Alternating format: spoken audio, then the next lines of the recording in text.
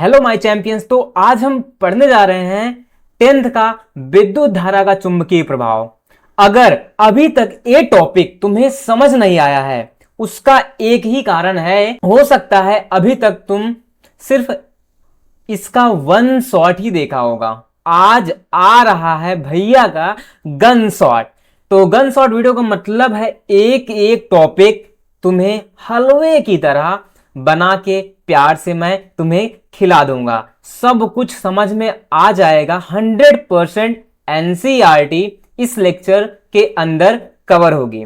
Boards बहुत सारे previous year के क्वेश्चंस, रिपीटेड क्वेश्चंस इस लेक्चर के अंदर आप लोगों को प्रैक्टिस करा दूंगा। एक एक टॉपिक आपके दिमाग में बस जाएगा और ये लेक्चर देखने के बाद चाहे आपके प्री बोर्ड हो, चाहे स्कूल के एग्जाम हो, चाहे बोर्ड का एग्जाम हो, एक भी क्वेश्चन, गारंटी करता हूं, एक भी क्वेश्चन इस लेक्चर से बाहर आपको नहीं मिलेगा।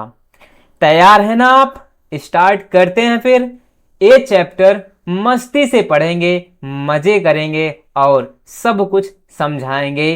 ठीक है, तो शुरू करते हैं इस लेक्चर को। क्लास 10th फिजिक्स विद्युत धारा का चुंबकीय प्रभाव, magnetic effects of electric current. शुरू करते हैं हम लोग गन शॉट। तो चलिए सबसे पहले कुछ बेसिक चीजें पढ़ लेते हैं। हो सकता है ये आपको पहले से पता हो, पर इसका इस्तेमाल इस चैप्टर में आगे होने वाला है। देखो किसका, सिंपल सा आप लोग जानते हो चुंबक के बारे में, किसके बारे में, मैग्नेट के बारे में। थोड़ा सा इसके बारे में जान लेते हैं। देखो पहली बात तो यह है कि भैया जो मैग्नेट है, ये जो मैग्नेट है क्या होता है, सभी को पता है। भैया चुंबक क्या होता है। जो चुंबक होता है एक टुकड़ा होता है छोटा सा, जो चाबी के गुच्छों को अपनी तरफ खींच लेता है, या लोहे के सामान को अपनी तरफ खींच लेता है, या लोहे के दरवाजे पे जाके चिपक जाता है। एकदम सही बात है भैया। हाँ मैंने ऐसा चुंबक देखा है भाई, चुंबक देखा है जो भाई लोहे को देखेगा अपनी ओर चिपका लेगा, पैसा देखते हो, रुपया देखते हो, उसको चिपका लेता है। आप लोगों ने कहीं जब बाहर जाते हैं नदी उदी में, या जब हम लोग जाते हैं बाहर गंगा मैया में नहाने के लिए, देखो लोग देखते हैं कि धागे में चुंबक को बांध कर नदी में फेंकते हैं, तो वहां से पैसे निकालते, चिपक जाता है कि हाँ ढूंढता है ना। तो चुंबक का जहां मन करता है यार जाओ, लोहे की चीजें देखा तुरंत जाके खींच लेता है, उसमें चिपक जाता है। तो ये सारी चीजें बेसिक बातें जानते हैं ना। तो फिजिक्स में हमें क्या पढ़ने वाले, देखो सबसे पहले चुंबक। चुंबक का मतलब मैग्नेट, इसको इंग्लिश में बोलते हैं। देखो वह पदार्थ जो लोहे, कॉमन निकेल और कोबाल्ट जैसी धातुओं को अपनी ओर आकर्षित करता है, चुंबक कहलाता है। मतलब चुंबक वो है जो लोहे जैसी वस्तुओं को, निकेल की जैसी वस्तुओं को, कोबाल्ट हो गए, इन धातुओं को अपनी ओर अट्रैक्ट करता है, अपनी ओर खींचता है, वही है चुंबक। अब देखो उदाहरण में चुंबक के कितने प्रकार होते हैं, चुंबक होते कैसे हैं।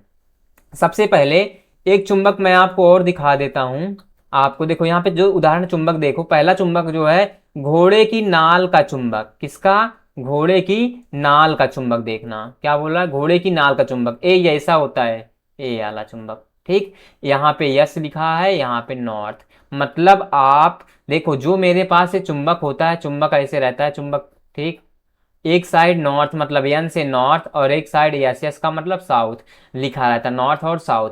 और अगला है यूं आकार का चुंबक। दूसरा है बार चुंबक, बार मैग्नेट जिसको बोलते हैं। फिर बेलनाकार चुंबक, सुई चुंबक, और फिर वृत्ताकार चुंबक, रिंग चुंबक, चुंबकीय छड़ होती है, एक अंडाकार चुंबक। इसमें से आप कई सारे चुंबक देखे होंगे। अंडाकार चुंबक देखे होंगे ना, ये ऐसा रहता है गोल टाइप का, ऐसे ऐसे शेप में दो रहते हैं, आप देखो चिपकाए होंगे बचपन में, ऐसे किए होंगे ना, ऐसा रहता है। और एक गोल वृत्ताकार चुंबक आप देखे होंगे, ऐसे गोल गोल रहता है। ठीक है, ऐसे गोल गोल टाइप का चुंबक रहता है। ठीक, और एक है सुई चुंबक। ये चुंबक कितने प्रकार होते हैं, घोड़े की नाल का चुंबक, यूं आकार का चुंबक, बार चुंबक, बेलनाकार चुंबक। बस आप जानते रहो, बस इतना। ठीक है, आपको लिखना नहीं है, बस आप जानते रहें थोड़ा सा। अब उसके बाद देखो जो ये चुंबक है, चुंबक आपने देखा, अभी मैंने बताया कि चुंबक में कितने ध्रुव होते हैं। देख लो यहाँ पे चुंबक में दो ध्रुव होते हैं। कौन कौन से? एक उत्तरी ध्रुव, उत्तर ध्रुव, और एक दक्षिण ध्रुव। मतलब एक नॉर्थ पोल जिसको एन से डिनोट करेंगे, एक साउथ पोल जिसको एस से डिनोट करेंगे। मतलब दक्षिण ध्रुव एस से डिनोट करेंगे। चुंबक में केवल दो ध्रुव होंगे, एक नॉर्थ पोल और एक साउथ पोल। अब देखो समान ध्रुव एक दूसरे को प्रतिकर्षित करते हैं। देखो यहां पे मैग्नेटिक फोर्स लग रहा है, मतलब यहां पे देखना, इसमें देखना, इस वाले कॉन्सेप्ट में देखा, रिपेल, रिपेल का मतलब क्या होता है, प्रतिकर्षित करना।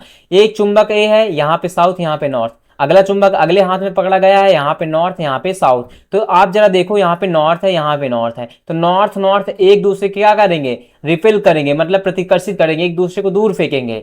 मतलब ये है कि जैसे मान लो मैंने एक चुंबक बनाया, ठीक है, इधर नॉर्थ लिखा है, इधर साउथ लिखा है, फिर एक चुंबक बनाया मैं यहाँ पे, इधर साउथ लिखा, इधर नॉर्थ लिखा। तो अगर देखो ये साउथ साउथ, ये दोनों ध्रुव हैं, तो ये दोनों ध्रुव हैं मतलब समान ध्रुव हैं, एक दूसरे को प्रतिकर्षित, एक दूसरे को दूर फेंकेंगे, मतलब एक दूसरे को नहीं चिपकाएंगे, ठीक है। वहीं पे देखो अगला है विपरीत ध्रुव एक दूसरे को आकर्षित करते हैं, मतलब जो मेरे पास चुंबक है, ये चुंबक देखो यहाँ पे नॉर्थ है, यहाँ पे साउथ है, यहाँ पे नॉर्थ है, यहाँ पे साउथ, तो ये चुंबक के ध्रुव यहाँ पे साउथ और नॉर्थ है, एक दूसरे के क्या करेंगे, अट्रैक्ट करेंगे, मतलब आकर्षित करेंगे। क्यों? क्योंकि यहां पे जो चुंबक का जो ध्रुव है, जो पोल है, वह बदल गया, मतलब उसका पोल अगर अलग अलग रहेगा तो जान लो चुंबक एक दूसरे को आकर्षित करते हैं। जब भी आप चुंबक का टुकड़ा लेते हो, आपने बचपन में ऐसा देखा होगा, मान लो चुंबक का हम लोग टुकड़ा लेते हैं, जब आप उसको सामने जाते हो देखो आगे पीछे होता रहता है कि नहीं, अगर जब वो कंडीशन चिपक लेती है, अगर तुरंत खींच लेगा, जान लो एक का तो नॉर्थ रहेगा, एक का साउथ रहेगा। अगर वहीं पे अगर दोनों एक दूसरे को दूर करते हैं, मतलब आगे पीछे करते रहते, चिपकाते नहीं, जान लेना वहां पे या तो दोनों साउथ होगा या तो दोनों नॉर्थ होगा। Clear point. अगला अगला पॉइंट है चुंबक के बारे में, चुंबक हमेशा उत्तर दक्षिण दिशा में स्थित होता है। इसका मतलब क्या है कि मान लो आप एक डोरी लेते हो, ठीक है, जैसे आपको मैं यहां पे दिखा दूं, जैसे मान लो आप यहां पे हो, खड़े हो, या देखो जरा, चलो यहां पे मैं समझा देता हूं, जैसे मान लो आप यहां पे खड़े हो, ठीक है, और आपके हाथ में एक मैंने डोरी बांध के एक चुंबक चिपका दिया, यहाँ पे मैंने एक रिंग का चुंबक दे दिया इस डोरी में बांध के, ठीक है। अब भाई इस डोरी में बांध के मैंने एक चुंबक दे दिया, तो या तो ये जैसे मान लो लटकाए, ये तो झूलेगा थोड़ा, या तो इधर नॉर्थ में जाएगा या इधर मान लो साउथ में जाएगा। तो मतलब ये है जब स्वतंत्रता पूर्वक किसी चुंबक को लटकाया जाता है तो या तो वो नॉर्थ में ठहरेगा या तो साउथ में ठहरेगा, मतलब किसी न किसी एक दिशा में स्वतंत्र रूप से ठहरेगा। तो यही बात है कि चुंबक हमेशा उत्तर दक्षिण दिशा में स्थित होता है, मतलब जब आप किसी डोरी में, किसी धागे में आप चुंबक को बांध के लटकाते हैं तो या तो उत्तर दिशा में जाएगा, ठहरेगा, या तो दक्षिण दिशा में। क्लियर। ये थोड़ा सा पॉइंट था चुंबक के बारे में। क्लियर हो गया ना पॉइंट। दिखा देता हूं चुंबक, आपने यहाँ पे देखा है, एक और ले लेता हूं, यहाँ पे दिखा रहा हूं आपको, जरा देखो, ये आ गया, ये आया ना आपके पास चुंबक, यहाँ पे देखना, यहाँ पे देख लो दो ध्रुव है ना चुंबक के, तो ये मेरे पास कौन है, एक नॉर्थ है एक साउथ है, चुंबक के दो ध्रुव होते हैं, एक नॉर्थ पोल एक साउथ पोल। Clear point. आगे बढ़ता हूं, अब आता है अपना विद्युत धारा का चुंबकीय प्रभाव, जो कि अपना चैप्टर का नाम है। भाई ये क्वेश्चन आया था जो 2022 24 25 में यूपी बोर्ड के एग्जाम में। देखो आपको दिख रहा है एक चुंबक है, ठीक है, तो देखना जरा, कह रहा है जब किसी चालक तार में विद्युत धारा प्रवाहित होती है, मान लो मेरे पास एक चालक तार है, मैंने ले लिया एक चालक तार है मेरे पास, ठीक है, और जब इसमें हम लोग करंट फ्लो करते हैं, क्या फ्लो करते हैं, करंट, जैसे मान लो कि इसको मैंने चालक तार लिया, कलर कर दिया, इसे भर दिया इसको, ठीक है, मान लो ये मेरे पास क्या है, एक चालक तार है। अब जब मैं इसमें धारा को प्रवाहित कराऊंगा, इलेक्ट्रिक करंट, तो क्या बोला, जब किसी चालक तार में विद्युत धारा प्रवाहित होती है तो उसके चारों ओर चुंबकीय क्षेत्र उत्पन्न होता है। देखो चारों ओर, मतलब यहां इसके चारों ओर ऐसे आसपास क्या उत्पन्न होता है, चुंबकीय क्षेत्र। क्या उत्पन्न होता है, चुंबकीय क्षेत्र, मैग्नेटिक फील्ड मतलब उत्पन्न होता है, चुंबकीय क्षेत्र यहाँ पे इसके चारों ओर उत्पन्न होता है। तो इसी घटना को हम लोग बोलते हैं विद्युत धारा का चुंबकीय प्रभाव कहते हैं। भाई चुंबक है, मान लो आप एक तार लिए, अब जब तार लिए तो उसमें करंट बहेगी, तो अगर करंट बहेगी इसके आसपास जो चीजें होंगी वो खींचेंगी नहीं, मतलब कि जो बगल में रहेगी, अगर मान लो इतनी दूरी में चुंबकीय क्षेत्र उत्पन्न हो रहा, अगर मान लो कोई पार्ट यहाँ पे, कोई लोहे का चीज यहाँ पे है, तो क्या अंदर आ पाएगा, नहीं आ पाएगा। क्यों? क्योंकि उस चीज को चुंबकीय क्षेत्र के अंदर रखना होगा, मतलब मान लो यहाँ पे होगा तभी तो ये अंदर रहेगा ना, तभी तो ये चुंबकीय, मतलब कि चुंबकीय क्षेत्र ये चारों तरफ है, जितनी दूरी में उत्पन्न हो रहा है, अगर उसके बगल में कोई चीज आती है तो वो अंदर आ जाए, मतलब उसको खींच लेगा, उसको चिपका लेगा। इसी घटना को बोलते हैं विद्युत धारा का चुंबकीय प्रभाव। क्लियर हुआ कि नहीं? तो अब नोट पॉइंट क्या लिखा है कि मैंने लिखा है गतिमान आवेश के कारण चुंबकीय क्षेत्र उत्पन्न होता है। इसका मतलब क्या है भाई, चालक तार है, धारा बहेगी तो उसमें आवेश बहेंगे, आवेश गति करेंगे तो जान लो वहां पे चुंबकीय क्षेत्र उत्पन्न हो रहा है। ठीक है, तो आप देख रहे हो ये चुंबक आपने देखा है, अभी मैंने देखा था। ठीक है, आगे अगला है हमारे पास चुंबकीय क्षेत्र क्या है, मैग्नेटिक फील्ड क्या है, समझते हैं। चलो देखो मैग्नेटिक फील्ड क्या है। देखो बोला है किसी चुंबक के चारों ओर का वह क्षेत्र, मान लो कि मैंने यहाँ पे एक बनाया, सभी के लिए चुंबक बना दिया। देखना जरा, यहाँ पे लिखा मैंने नॉर्थ, यहाँ पे लिखा मैंने साउथ, एक नॉर्थ और एक साउथ, दो पोल हुए जहां उसका चुंबकीय प्रभाव अनुभव किया जा सके। मतलब अगर चुंबक रखे हो तो इसके आसपास क्या अनुभव होगा, चुंबकीय प्रभाव का अनुभव होगा कि नहीं। हाँ भाई, यहाँ पे क्या हो रहा है कि यहाँ पे अगर चुंबक रखा है, मान लो जब आप चुंबकीय किसी भी वो लोहे की चीज को, किसी भी लोहे के पदार्थ को आप पास में लाओगे, ये चुंबक क्या होगा, अपनी ओर खींच लेगा। मान लो लोहे का टुकड़ा यहाँ पे है कोई, तो चुंबक अपनी ओर खींच लेगा। मान लो लोहे का टुकड़ा यहाँ पे लिए तो चुंबक अपनी ओर खींच लिएगा, तो ये चुंबक अपनी ओर इधर भी खींच लेगा। मतलब ये है कि भाई किसी चुंबक के चारों ओर का वह क्षेत्र, इसके चारों ओर का वह क्षेत्र जहां उसका चुंबकीय प्रभाव का अनुभव किया जा सके। इस बात का मतलब ये है भाई चुंबक रखा है तो कैसे आप अनुभव करोगे कि हाँ यहाँ पे चुंबकीय क्षेत्र उत्पन्न हो रहा है। इसका मतलब है कि जब भी आप लोहे के टुकड़े को ले जाओगे बगल में, ठीक है, ले जाओगे, जैसे वो चिपका लेगा, जहां से वो खींचेगा, जिस जिस जगह से वो चुंबक उस वस्तु को, उस पदार्थ को, लोहे के टुकड़े को खींचेगा, समझ जाएंगे कि हाँ यहाँ से ये चीज चुंबक खींच रहा है, तो समझ जाएंगे यहाँ तक ये चुंबकीय क्षेत्र उत्पन्न हो रहा है। ठीक है, तो किसी चुंबक के चारों ओर का वह क्षेत्र जहां उसका चुंबकीय प्रभाव अनुभव किया जा सके उसे चुंबकीय क्षेत्र कहलाता है। मतलब उस किया जा सके चुंबकीय क्षेत्र कहलाता है। इसे कैपिटल बी से व्यक्त करते हैं, कैपिटल बी से चुंबकीय क्षेत्र को व्यक्त करते हैं। ध्यान रखना, इसको रिप्रेजेंट करते हैं कैपिटल बी से व्यक्त करते हैं। यह एक सदिश राशि है। सदिश राशि का मतलब आप लोग जानते हो, जिसमें क्या हो, दिशा हो, और जिसमें क्या हो, परिमाण हो। क्या हो, दिशा और परिमाण। तो भाई यही है कि भाई चुंबक रखा है, मान लो यहाँ पे लोहे का टुकड़ा था, इसी दिशा में खींचेगा। ठीक है, आगे पीछे तो ले जाएगा नहीं, दिशा भी है, परिमाण है, मतलब उसका कुछ ना कुछ भार होगा। ठीक, तो चुंबकीय क्षेत्र का मात्रक क्या होगा, मात्रक ध्यान रखना, टेस्ला, वेबर प्रति मीटर स्क्वायर या गॉस। इसका मतलब क्या है, इसका मतलब ये है कि जो मेरे पास चुंबकीय क्षेत्र है उसके तीन मात्रक हुए, एक टेस्ला, एक वेबर प्रति मीटर स्क्वायर, एक गॉस। तो ध्यान रखना कि हम लोग जानते हैं टेस्ला, मान लो कि क्वेश्चन बनता है कि टेस्ला किसके बराबर आएगा। टेस्ला किसके बराबर होता है, जो टेस्ला होता है वह एक वेबर प्रति मीटर स्क्वायर के बराबर आएगा। पूछ सकता है कि एक टेस्ला बराबर क्या होगा, मतलब टेस्ला बराबर क्या होता है, एक वेबर प्रति मीटर स्क्वायर। ये पूछा गया था कि यूपी बोर्ड के एग्जाम में 2022 में क्वेश्चन पूछा गया था। ठीक है, 2022 में क्वेश्चन पूछा गया था भाई कि टेस्ला बराबर क्या होगा, एक वेबर प्रति मीटर स्क्वायर। क्लियर पॉइंट, आगे बढ़ता हूं। नेक्स्ट टॉपिक है अपना चुंबकीय बल रेखाएं। अब भाई देखो, इन्हीं चुंबकीय बल रेखाओं को एक नाम से और जानेंगे, बोलते हैं इनको चुंबकीय क्षेत्र रेखाएं भी। ठीक है, ध्यान रखना, चुंबकीय, हम ऐसे भी लिख सकते हैं आधा मावी। ठीक है, चुंबकीय क्षेत्र रेखाएं क्या होती हैं, इनको चाहे चुंबकीय बल रेखाएं बोलो चाहे चुंबकीय क्षेत्र रेखाएं। देखो क्वेश्चन है 2018, फिर 17 में, 18 में, 22, 23, 25 इंपॉर्टेंट है, ध्यान रखना। ठीक है, ये टॉपिक इंपॉर्टेंट है, देखो जरा ज्यादा इंपॉर्टेंट है। तो चाहे मैं चुंबकीय बल रेखाएं बोलूं चाहे चुंबकीय क्षेत्र रेखाएं बोलूं, इसका मतलब समझना पहले मेरी बात।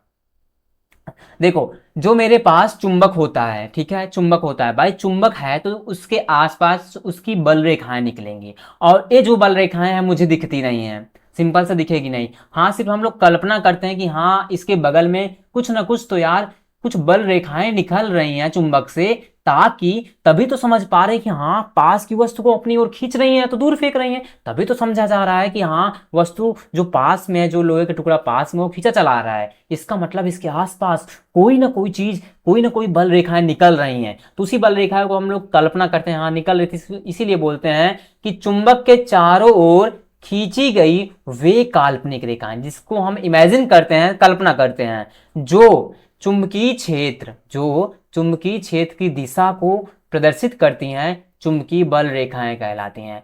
मतलब चुंबक के चारों ओर खींची गई वे काल्पनिक रेखाएं जो चुंबकीय क्षेत्र की दिशा को प्रदर्शित करती हैं चुंबकीय बल रेखाएं कहलाती हैं। देख लो, ये आपके पास एक चित्र है, इस चित्र को आप लोग इस डायग्राम को बना लेना। अभी मैं बना के दिखाता हूं। अब जरा यहाँ पे देख लेता हूं थोड़ा सी एक्टिविटी में। यहाँ पे देखो, ये आपको ये पेज दिख रहा है। मान लो एक कागज का टुकड़ा था व्हाइट व्हाइट, वहां पे मैंने चुंबक रखा है, एक साउथ एक नॉर्थ साउथ, आगे पीछे कहीं भी रख सकते, चाहे यहाँ नॉर्थ रखो चाहे यहाँ साउथ, चाहे यहाँ साउथ रखो चाहे यहाँ नॉर्थ, चाहे यहाँ नॉर्थ रखो चाहे यहाँ साउथ। तो अब मान लो चुंबक है। अब भाई जो छोटे छोटे टुकड़े दिख रहे हैं आपको, ये किसके हैं? ये लोहे के मैंने छोटे छोटे टुकड़े लिए हैं। किसके लिए हैं? लोहे के छोटे छोटे टुकड़े। जब इनको चुंबक के पास छिटकाया गया, क्या हुआ? चुंबक के पास छिटकाया गया मतलब छितरा दिया गया इनको। तो ये चुंबक क्या करेगा बताओ?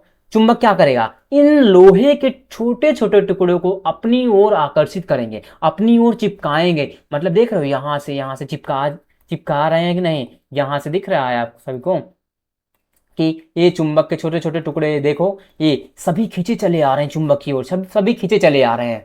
तो इसका मतलब एक चीज और यहाँ पे देखना, आपको चीज यहाँ पे दिख रही, जरा यहाँ पे आओ, चुंबक के ध्रुव के पास देखो, जरा ध्यान से देखना, यहाँ भी चुंबक के ध्रुव के पास देखना कि यार अगर चुंबक के ध्रुव के पास देखा जाए तो जो लोहे के छोटे छोटे टुकड़े हैं ये ज्यादा मात्रा में आकर्षित हो रहे हैं, ज्यादा मात्रा में बल लगा के चिपक रहे हैं वैसे यहां भी। इसका मतलब क्या रीजन समझ में आ रहा है कि भाई जो चुंबक होता है उसके दो ध्रुव होते हैं, उत्तरी ध्रुव दक्षिणी ध्रुव। तो इसका मतलब उत्तरी दोनों ध्रुवों पे जो बल लगता है वह ज्यादा लगता है, तभी जो लोहे के टुकड़े हैं वे खींचे चले जाते हैं, ध्रुवों पर ज्यादा बल लगा के चिपक जाते हैं।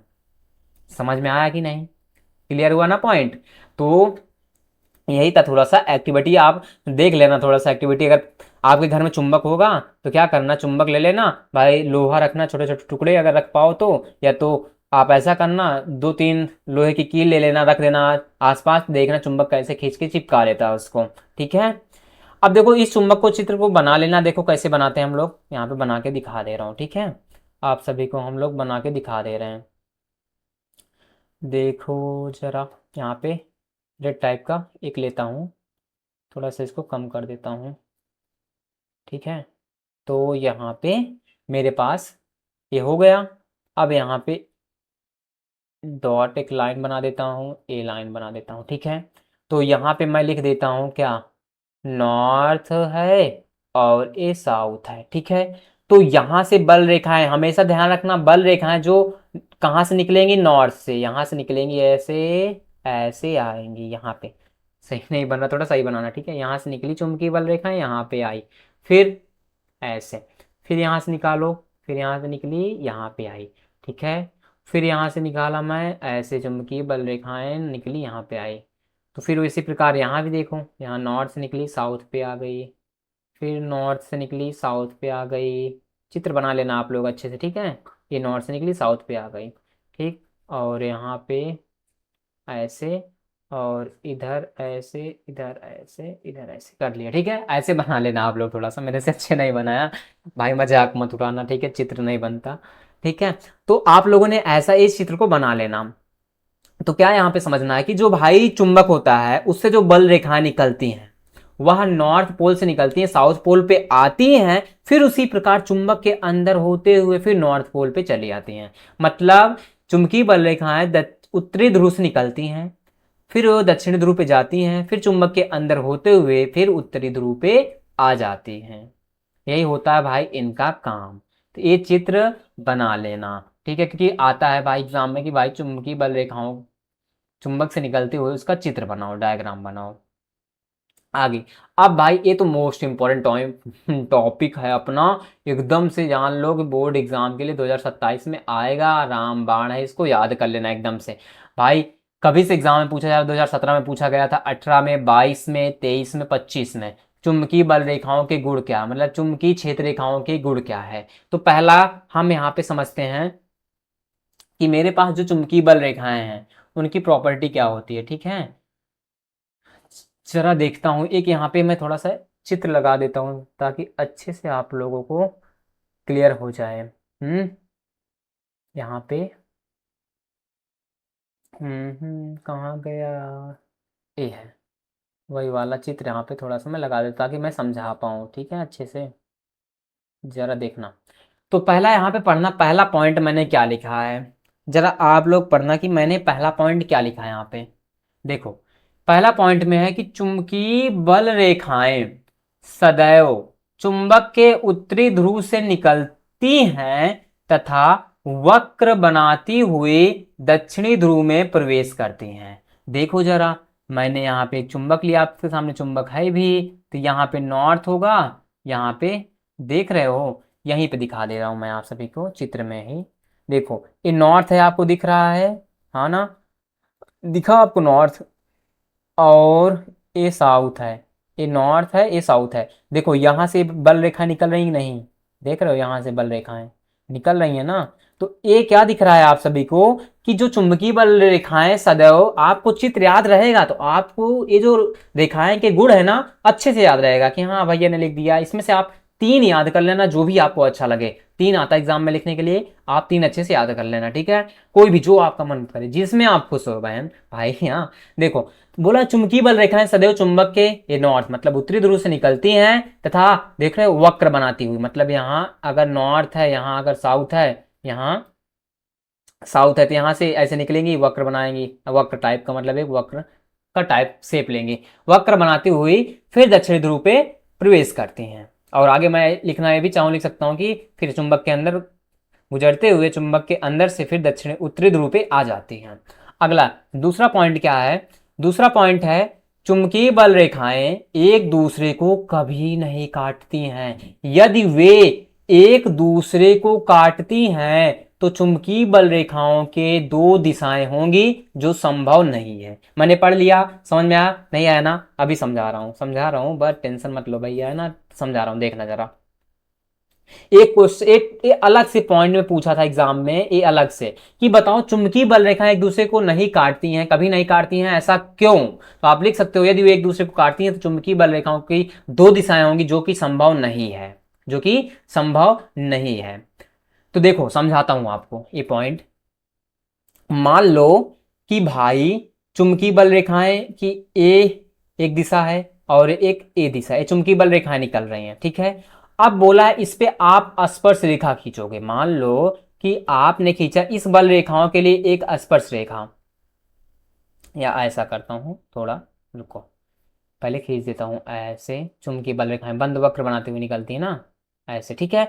तो अब मान लो बल रेखाएं हुई, अब पहली बल रेखाओं पे मान लो कोई आप स्पर्श रेखा खींचे, कोई आप स्पर्श रेखा खींचे इसके लिए, और फिर इस रेखा के लिए आप कोई स्पर्श, स्पर्श का मतलब इसको स्पर्श करती जाए, कोई एक रेखा खींचे, तो क्या पॉइंट आ रहा है आपको कि यदि वे एक दूसरे को काटती हैं तो चुंबकीय बल रेखाएं की 2 दिशाएं होंगी जो कि संभव नहीं है। भाई चुंबकीय बल रेखा यहाँ पे कट की और यहाँ पे स्पर्श रेखा खींची तो इसकी 2 दिशाएं हो जाएंगी, मतलब कि दिशा अलग अलग हो जाएगी। और मुझे क्या चाहिए कि जो बल रेखाएं होती है वो नॉर्थ से निकलती हैं साउथ पे आनी चाहिए, लेकिन जैसे मान लो काटी, अगर ये काटी तो इसकी दिशा बदल जाएगी, फिर भाई किसी भी दिशा में जा सकती हैं, तो फिर ये चुंबक के अंदर आएंगी नहीं, फिर चुंबक की प्रॉपर्टी में काम नहीं करेंगी भाई, क्योंकि दिशा बदल गई। तो यही रीजन होता है कि जो चुंबकीय बल रेखाएं होती हैं वह एक दूसरे को कभी नहीं काटती हैं। यदि वे एक दूसरे को काटती हैं तो चुंबकीय बल रेखाओं की 2 दिशाएं होंगी भाई, जो कि पॉसिबल ही नहीं है, जो संभव नहीं है कि हाँ चुंबकीय बल रेखाओं की जो 2 दिशाएं हों, ऐसा संभव नहीं है। क्लियर हुआ कि नहीं पॉइंट। यहीं पे आप देख लो कि भाई जो चुंबकीय बल रेखाएं होती हैं, अगर ये काट दी इनकी दिशा बदल जाएगी कि नहीं, क्योंकि जब नॉर्थ से निकल रही है साउथ पे आना है, अगर एक दूसरे को काटेंगी, सोचो अगर आप एक दूसरे को काटेंगी तो उनकी दिशा बदल जाएगी कि नहीं, कोई उधर भटक गया कोई उधर भटक गया, फिर जहां पे उनका लक्ष्य था आना, जहां पे उनका सपना था मतलब कि गोल था पहुंचना, वहां पे पहुंच ही नहीं पाएंगी। वैसे इसी प्रकार है कि अगर आप पढ़ रहे हो, अच्छे से पढ़ रहे हो, पढ़ाई कर रहे हो, एकदम अच्छे से मेहनत कर रहे हो, अगर आपको पता है कि हाँ मेरा लक्ष्य यही है, पहले से पता है कि मुझे इतना चाहिए, इतना परसेंट बोर्ड एग्जाम में चाहिए, तो आप उसी के लिए मेहनत कर रहे हो ना, आपको पता है पहले से, तभी उतना उस चीज को पाने के लिए जी जान लगाओगे ना, मेहनत करोगे ना, आपको भटकना नहीं है। तो वही बात यहाँ भी है भाई, इनको नॉर्थ से निकलना है साउथ पे जाना है, इनका लक्ष्य मेन साउथ पे जाना है, लेकिन अगर जैसे ही काटेगी दिशा बदल जाएगी, पहुंच नहीं पाएंगे। वैसे आपको भी है कि आप पढ़ाई करोगे, अच्छे से मेहनत करोगे, आपका लक्ष्य आगे है दिख रहा है, आप पढ़ाई करोगे तो आप भी अपने लक्ष्य को प्राप्त करोगे। क्लियर। अगला पॉइंट है, बोला चुंबकीय बल रेखाएं क्या है, चुंबकीय बल रेखाएं बंद वक्र के रूप में चलती हैं। देख लो भाई, ये सिंपल सा दिख रहा है, बंद वक्र के रूप में ना, ए वक्र बनाती हुई चलती हैं। अगला है, एक समान चुंबकीय बल रेखाएं परस्पर समांतर होती हैं। होती तो हैं, लेकिन ये फिक्स नहीं होता कि हाँ समांतर, सदैव समांतर हो, ऐसा नहीं है फिक्स कि जो चुंबकीय बल रेखाएं ये परस्पर समांतर होती है, मतलब एक दूसरे के परस्पर समांतर हो सकती हैं, लेकिन ऐसा भी फिक्स नहीं है। क्यों? क्योंकि वह सदैव हो। समझ में आया कि नहीं? एक दूसरे के समांतर होती हैं चुंबकीय बल रेखाएं, मतलब ये समांतर का कि जैसे यहाँ पे ए रेखा, एक चुंबकीय बल रेखा ए, एक ए, मतलब एक ही दिशा में है, चाहे उधर निकालो चाहे ए इधर निकालो, मतलब ए एक ही दिशा में, एक ही दिशा में बोलते हैं मतलब समांतर। तो ऐसा फिक्स नहीं है भाई, कुछ बल रेखाएं इधर भी, कुछ बल रेखाएं इधर भी। देख रहे हो, जैसे ए इधर से निकली जाएंगी वहीं पे साउथ पे, और ये बगल से निकल के ऐसे साउथ पे चली जाएगी। तो मतलब कि सदैव नहीं होती, लेकिन होती हैं। अगला पॉइंट है कि चुंबकीय बल रेखाएं जितनी निकट होंगी चुंबकीय क्षेत्र उतना ही प्रबल होगा, और चुंबकीय बल रेखाएं मान लो जितनी दूर होंगी उतना ही चुंबकीय क्षेत्र दुर्बल होगा। इसका मतलब ये है कि अगर चुंबक है मेरे पास, जो ये बल रेखाएं होती हैं जितनी पास पास होंगी, जान लेना वहां पे चुंबकीय क्षेत्र उतना ही प्रबल होगा। मतलब कि वहां पे अगर किसी भी लोहे की टुकड़े को लाते हो तुरंत खींच लेगा, तुरंत चिपका लेगा, तुरंत चिपका लेगा। अगर वह चुंबकीय बल रेखा थोड़ा सा दूर दूर होंगी, थोड़ा सा दूर होंगी, तो वहां पे दुर्बल क्षेत्र होगा, और वहां पे टाइम लगेगा वस्तुओं को खींचना, मतलब कि लोहे के टुकड़ों को खींचना टाइम लगेगा। तो ए मैंने 5 पॉइंट लिखे थे, आप जो भी इसमें से 3 पॉइंट अच्छा लगे याद कर लेना। मैंने यहाँ पे एक पॉइंट में मोस्ट इंपॉर्टेंट लिखा है, इस पॉइंट को जरूर याद रखे रहना, क्योंकि अतिलघु में पॉइंट बनता है कि बताओ चुंबकीय बल रेखाएं एक दूसरे को कभी नहीं काटती हैं, ऐसा क्यों, कारण बताओ। क्लियर हो गए ना सारे पॉइंट? अब अपना यार अगला कॉन्सेप्ट क्या है देख लेते हैं, थोड़ा सा चुंबकीय कंपास के बारे में, जो कि आगे यूज होने वाला है। ये चुंबकीय कंपास होता कैसे, देख लो आपके सामने ये चित्र है कंपास का। इसको चित्र को बनाना नहीं, बस देखना है, घड़ी के जैसा है। इसमें देखो, ये जो कंपास होता है इसमें एक नीडल होती है। नीडल का मतलब ये जो दिख रहा है आपको, एक सुई है। क्या है? ये एक सुई है। अब इस सुई में क्या होता है कि जैसे मान लो कि हमने बनाया एक सुई, देखो यहाँ पे ऐसे बना रहा हूँ नीडल, ठीक है, नीडल टाइप। अब मैंने एक सुई बनाया, ठीक है, बन नहीं रहा है, बना के दिखाता हूँ कि जैसे देखो मैंने एक नीडल बनाया ऐसे, ठीक, ए, और इस नीडल में क्या होता है, एक साइड साउथ लिखा होगा, एक साइड नॉर्थ लिखा होगा। इसमें क्या होता है, पूरा पूरा एक कंपास है, इसके अंदर एक नीडल होती है, सुई होती है, चुंबकीय सुई होती है, जिसमें नॉर्थ और साउथ लिखा है, क्योंकि नॉर्थ और साउथ लिखा रहेगा तो मतलब चुंबकीय सुई होगा। और इससे हम लोग दिशा का पता करते हैं, जैसे एन से नॉर्थ, ई से ईस्ट, एस से साउथ, वेस्ट से डब्ल्यू से वेस्ट, ठीक है, इससे दिशा पता चलता है। अब इसका काम क्या होने वाला थोड़ा समझना। पॉइंट में पहला पॉइंट है कि कंपास सुई के आकार का एक छोटा चुंबक होता है, मतलब जो एक कंपास है, ये जो कंपास है ये सुई के आकार का एक छोटा सा चुंबक होता है, सुई के जैसा छोटा सा। और अगला है, यह चुंबक या चुंबकीय क्षेत्र की मौजूदगी का पता लगाता है। मतलब जो कंपास है इससे यह पता चलने वाला है कि क्या यहाँ पे चुंबक है, कि क्या यहाँ पे चुंबकीय क्षेत्र उत्पन्न हो रहा है कि नहीं। ठीक है, अगला है नेक्स्ट, जब इसके आसपास कोई चुंबक या चुंबकीय क्षेत्र होता है तो यह विक्षेपित हो जाता है। मतलब ये जो नीडल है, जो सुई है, अगर इसके बगल में आप चुंबक रखोगे या इसके आसपास चुंबकीय क्षेत्र उत्पन्न हो रहा है तो जो नीडल है वह विक्षेपित हो जाएगी। मतलब जो सुई है वह उत्तर दक्षिण दिशा में विक्षेपित हो जाएगी, मतलब या तो उत्तर में जाएगी या तो दक्षिण में ठहर जाएगी। नेक्स्ट है, चुंबकीय क्षेत्र जितना मजबूत होगा विक्षेपण उतना ही अधिक होगा।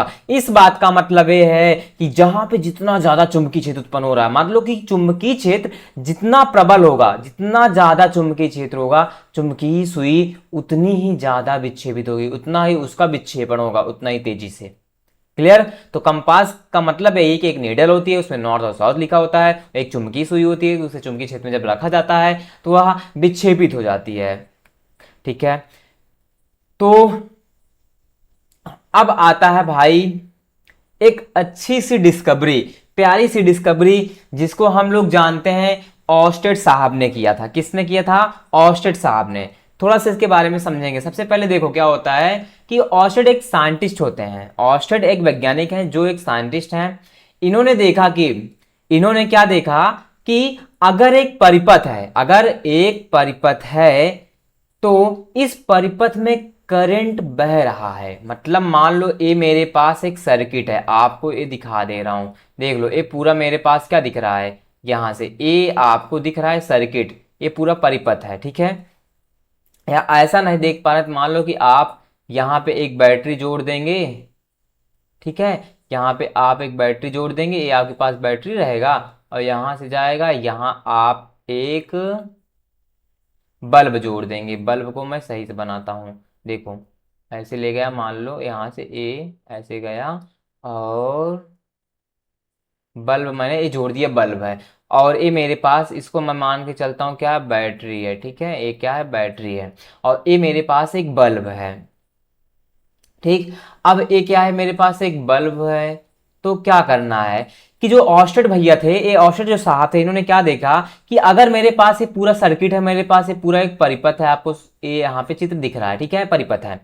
इन्होंने देखा कि अगर इस परिपथ में करंट बह रहा है, क्या, अगर इस परिपथ में भाई, अगर ये बैटरी है, आपको देख रहे हो ये बैटरी है, तो ये प्लस है माइनस, अगर प्लस से माइनस की ओर धारा बहती है, अगर बताओ यहां से धारा बह रही है, यहां से करंट फ्लो हो रहा है, मतलब आई, अगर यहां से धारा बह रही है, तो इन्होंने देखा कि इसके आसपास कंपास रख दें तो सुई विक्षेपित हो रही है। मतलब देख रहे हो, एक कंपास रख दिया जा रहा है तो सुई क्या हो रही है, विक्षेपित हो जाती है। देखो कंपास रखा है, सुई विक्षेपित हो रही है, तो सुई विक्षेपित हुई है और उसको दिख रहा है, मतलब कि वो औषध भाई साहब देख रहे हैं। तो इससे क्या होता है कि भाई सुई विक्षेपित होनी चाहिए भी चुंबक से। मतलब मैंने अभी पीछे पढ़ा कि जो सुई विक्षेपित होती है, अगर सामने चुंबक हो, चुंबकीय क्षेत्र हो, तभी चुंबकीय क्षेत्र है, चुंबक है, तो तभी तो सुई विक्षेपित होगी, मतलब सभी तो तभी तो चुंबकीय सुई विक्षेपित होगी। लेकिन ये जो औस्टेड भाई साहब थे, इन्होंने क्या देखा कि अगर यार मेरे पास परिपथ है, अगर उसमें धारा बह रही है, करंट फ्लो हो रहा है, तब भी सुई विक्षेपित हो जा रही है। तो भाई साहब अब क्या लॉजिक निकला, इन्होंने क्या निकाला कि चुंबक के होने से भी सुई विक्षेपित होती है, लेकिन अगर तार में करंट फ्लो कराएं तब भी उसके आसपास चुंबकीय क्षेत्र उत्पन्न होता है। तो क्या होता है, चुंबकीय सुई जो होती है, जो मैग्नेटिक कंपास होता है रखा होता है, तो उसके अंदर जो नीडल होती है, जो नीडल यहाँ पे आपको दिख रहा है, ये जो सुई है यह क्या होती है, विक्षेपित हो रही है। क्या हो रही है, विक्षेपित हो रही है।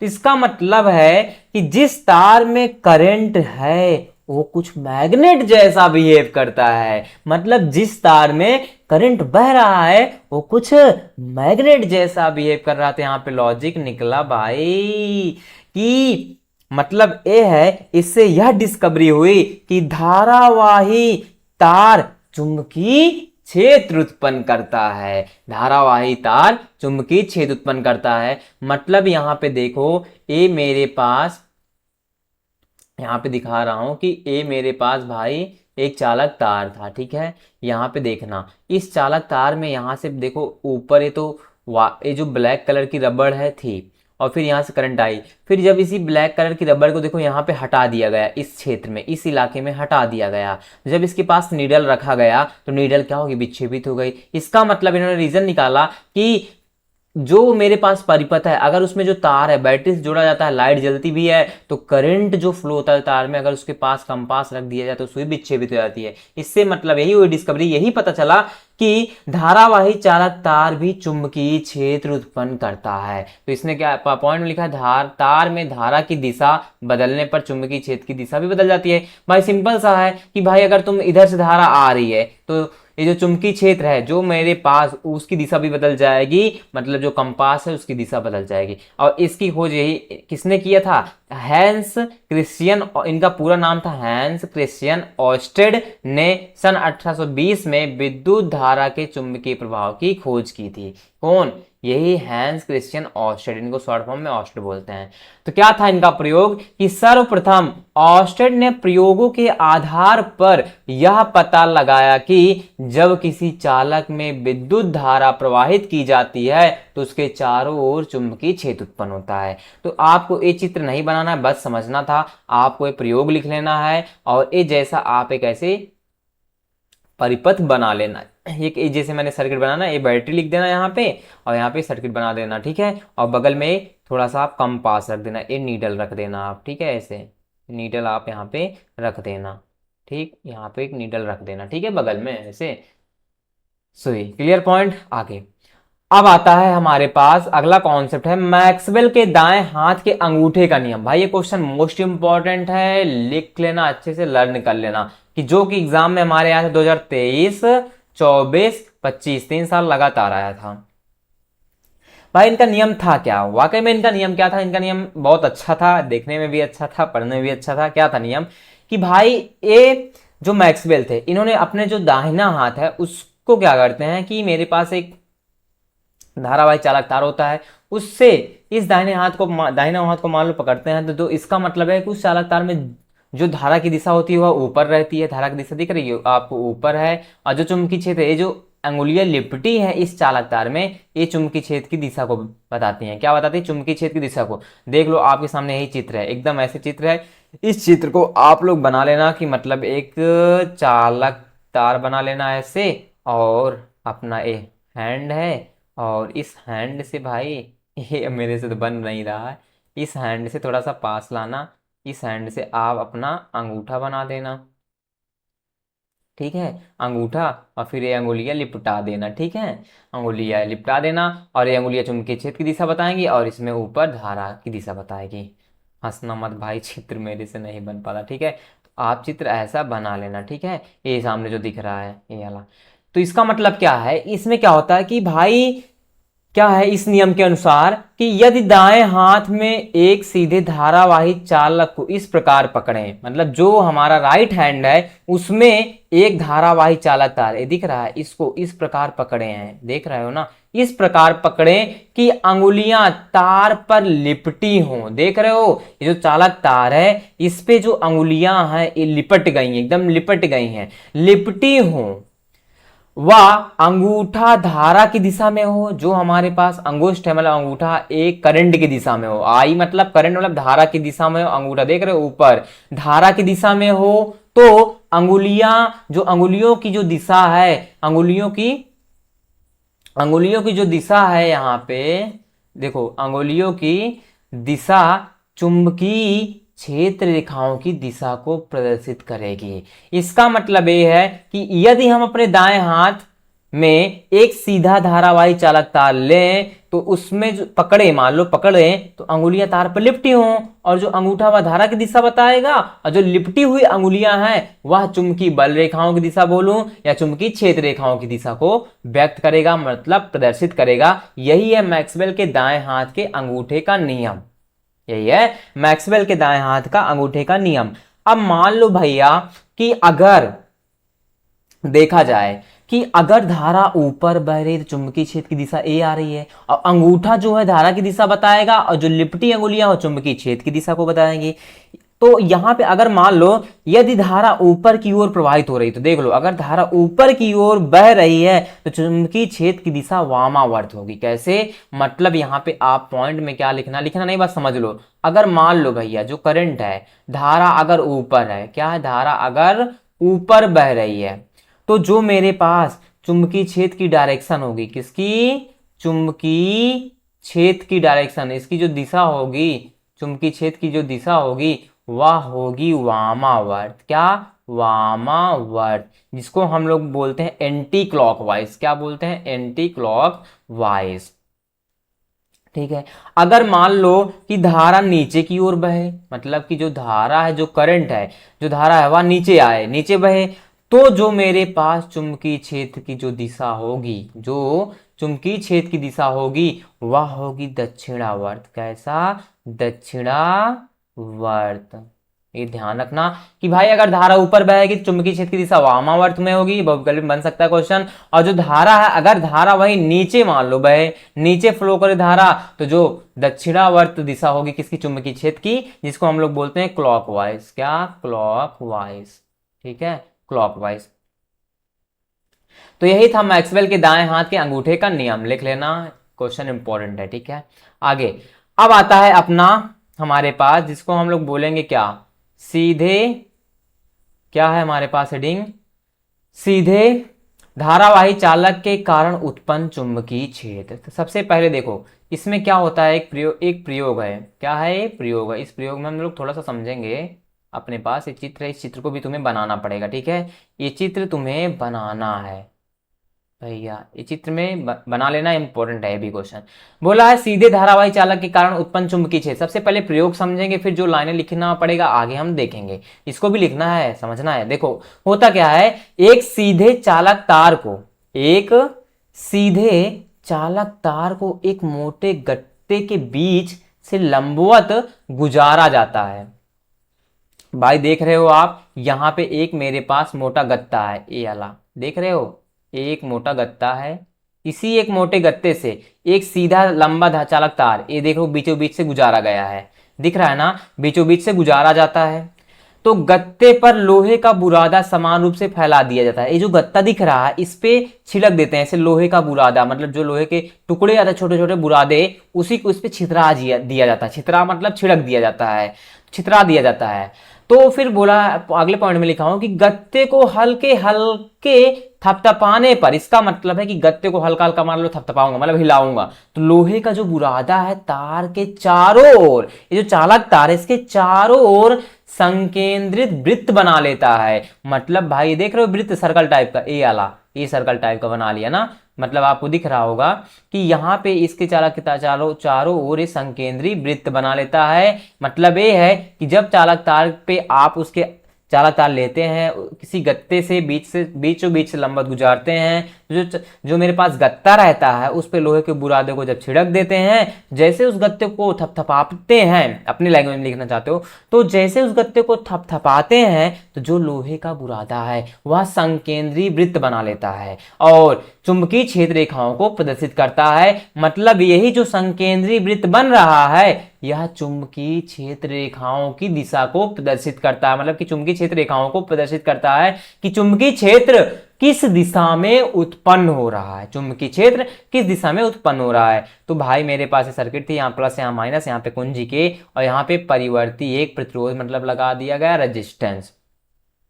इस चित्र को अच्छे से बना लेना। मान लो कि आप ऐसे भी गत्ता बना सकते हो, एक ऐसे बना लेना, ऐसे चालक तार गुजार देना और ठीक है, और यहाँ पे लोहे के बुरादे को जैसे छिड़क देंगे तो यहाँ पे एक सर्कल टाइप का ऐसे ड्रॉ कर देना कि हाँ भाई जो लोहे का बुरादा जब इसको थपथपाते हैं गत्ते को तो लोहे का जो बुरादा है वह इस क्या होता है वो चुंबकीय उस संकेंद्री वृत्त बना लेता है और जो कि चुंबकीय क्षेत्र रेखाओं को प्रदर्शित करता है। समझ में आ नहीं है? एक चित्र अच्छे से कॉपी में बना लेना, ठीक है, कि सीधे धारावाही चालक के कारण उत्पन्न चुंबकीय क्षेत्र। यही था प्रयोग कि इसमें सिंपल सा क्या होता है, फिर एक बार रिमाइंड करेंगे, ध्यान से सुनना। इसमें होता क्या है, सिंपल सा एक मेरे पास चालक तार होता है, ठीक है, उसी को एक मोटे गत्ते के साथ एक मोटे गत्ते के बीचों बीच लंबवत उसको गुजार देते हैं, मतलब लंबवत उसको गुजारा जाता है और उसी गत्ते पर लोहे के बुरादे को समान रूप से फैला दिया जाता है। जब उसको बुरादे को फैला दिया जाता है फिर गत्ते को थोड़ा से हाथों से थपथपाने पर जो लोहे का बुरादा है वह चारों ओर संकेंद्री वृत्त बना लेता है और जो संकेंद्री वृत्त बनाता है और यही वृत्त चुंबकीय क्षेत्र रेखाओं को व्यक्त करता है, प्रदर्शित करता है। बस इतना लिख देंगे। तो भाई अभी तो मैंने कि जो मेरे पास सीधे धारावाही चालक तार के कारण उत्पन्न चुंबकीय क्षेत्र जो प्रयोग हुआ था उसको प्रयोग को अच्छे से समझा, आपने चित्र भी अच्छे से कॉपी बना लिया, ठीक। अब उसी में और थोड़ी सी क्या लैंग्वेज लिखनी है उसके आगे कि जब किसी सीधे धारावाही चालक में धारा प्रवाहित करते हैं तो चालक के समीप, जो चालक है के समीप चुंबकीय क्षेत्र उत्पन्न होता है। बात सीधी सी है भाई, अगर चालक तार में धारा प्रवाहित करते हो, सिंपल सी बात है, इसको किसने बताया था, ऑस्टिन ने बताया था ना कि अगर चालक तार में धारा प्रवाहित करते हैं तो चुंबकीय क्षेत्र उत्पन्न होगा। तो चालक के समीपस्थ बिंदु पर चुंबकीय क्षेत्र का मान ज्यादा होता है, चुंबकीय क्षेत्र का मान ज्यादा होता। भाई सिंपल सी बात है कि जब आप चुंबकीय क्षेत्र ज्यादा देखना है आपको तो सिंपल जिस तार में आप धारा प्रवाहित कर रहे हो तो उसके बगल में आसपास नजदीकी एरिया में आसपास चुंबकीय क्षेत्र ज्यादा होगा ना, उसका मान ज्यादा होगा। तथा दूरी बढ़ने के साथ साथ चुंबकीय क्षेत्र का मान कम हो जाता है। मतलब सिंपल सा है, जैसे आप दूर जाओगे वैसे उसका मान कम होता जाएगा। ऐसे इमेजिन करो आप यार कि आप जब चुंबक लेते हो, अगर चुंबक के समीप किसी भी लोहे के टुकड़े को लाते हो, समीप लाते हो तो तुरंत खींच लेता है ना। अगर वहीं थोड़ा सा दूर ले जाओगे आप तो उसका एरिया दूर जाएगा, मतलब बढ़ेगा, तो क्या होगा, तुरंत कम होता जाएगा कि नहीं चुंबकीय क्षेत्र। मतलब कि चुंबक फिर लोहे के टुकड़े को कहाँ खींच पाता है ना। आगे क्या है कि किसी सीधे धारावाही चालक तार में धारा की दिशा ज्ञात होने पर चुंबकीय क्षेत्र की दिशा मैक्सवेल के दाएं हाथ के अंगूठे के नियम से ज्ञात करते हैं। अभी मैंने नियम पढ़ा था कि नहीं, याद है ना कि मैक्सवेल के दाएं हाथ के अंगूठे का नियम। तो सिंपल सा है कि भाई चुंबकीय क्षेत्र की दिशा मैक्सवेल के दाएं हाथ के अंगूठे के नियम से ज्ञात होती है। मैंने पढ़ा था कि ना कि जो चुंबकीय क्षेत्र की दिशा होती है वो मैक्सवेल के दाएं हाथ के अंगूठे के नियम से ज्ञात होती है। सबसे पहले एक नोट पॉइंट पढ़ लेते हैं तब, ठीक है। बोला है कि धारा की दिशा में परिवर्तन से चुंबकीय क्षेत्र की दिशा में परिवर्तन होता है। सिंपल सी बात है भाई, जैसे आप लोग धारा की दिशा में परिवर्तन करोगे, जैसे धारा मतलब मान लो धारा कम किए ज्यादा किए, उसी प्रकार चुंबकीय क्षेत्र कम या ज्यादा होगा। अगला पॉइंट है, जैसे जैसे विद्युत धारावाही सीधे चालक तार से दूर हटते जाते हैं उसके चारों ओर उत्पन्न चुंबकीय क्षेत्र को निरूपित करने वाले संकेंद्रीय वृत्तों का साइज बड़ा हो जाता है। सिंपल सा बात था कि भाई जैसे जैसे विद्युत धारावाही सीधे चालक तार से दूर हटते जाएंगे तो वो संकेंद्रीय जो वृत्त बना है वह थोड़ा सा दूर बनता जाएगा। मतलब इसका है उसका जो उस साइज है वह बड़ा होता जाएगा, मतलब दूर फैलता जाएगा एक प्रकार से, ठीक। तो यार अभी तक मैंने क्या पढ़ा था कि किसी सीधे विद्युत धारावाही चालक के कारण उसके चारों ओर उत्पन्न चुंबकीय क्षेत्र रेखाओं का पैटर्न देखा था। इसके पीछे मैंने अभी जो कॉन्सेप्ट पढ़ा था उसका पैटर्न देखा था कि नहीं।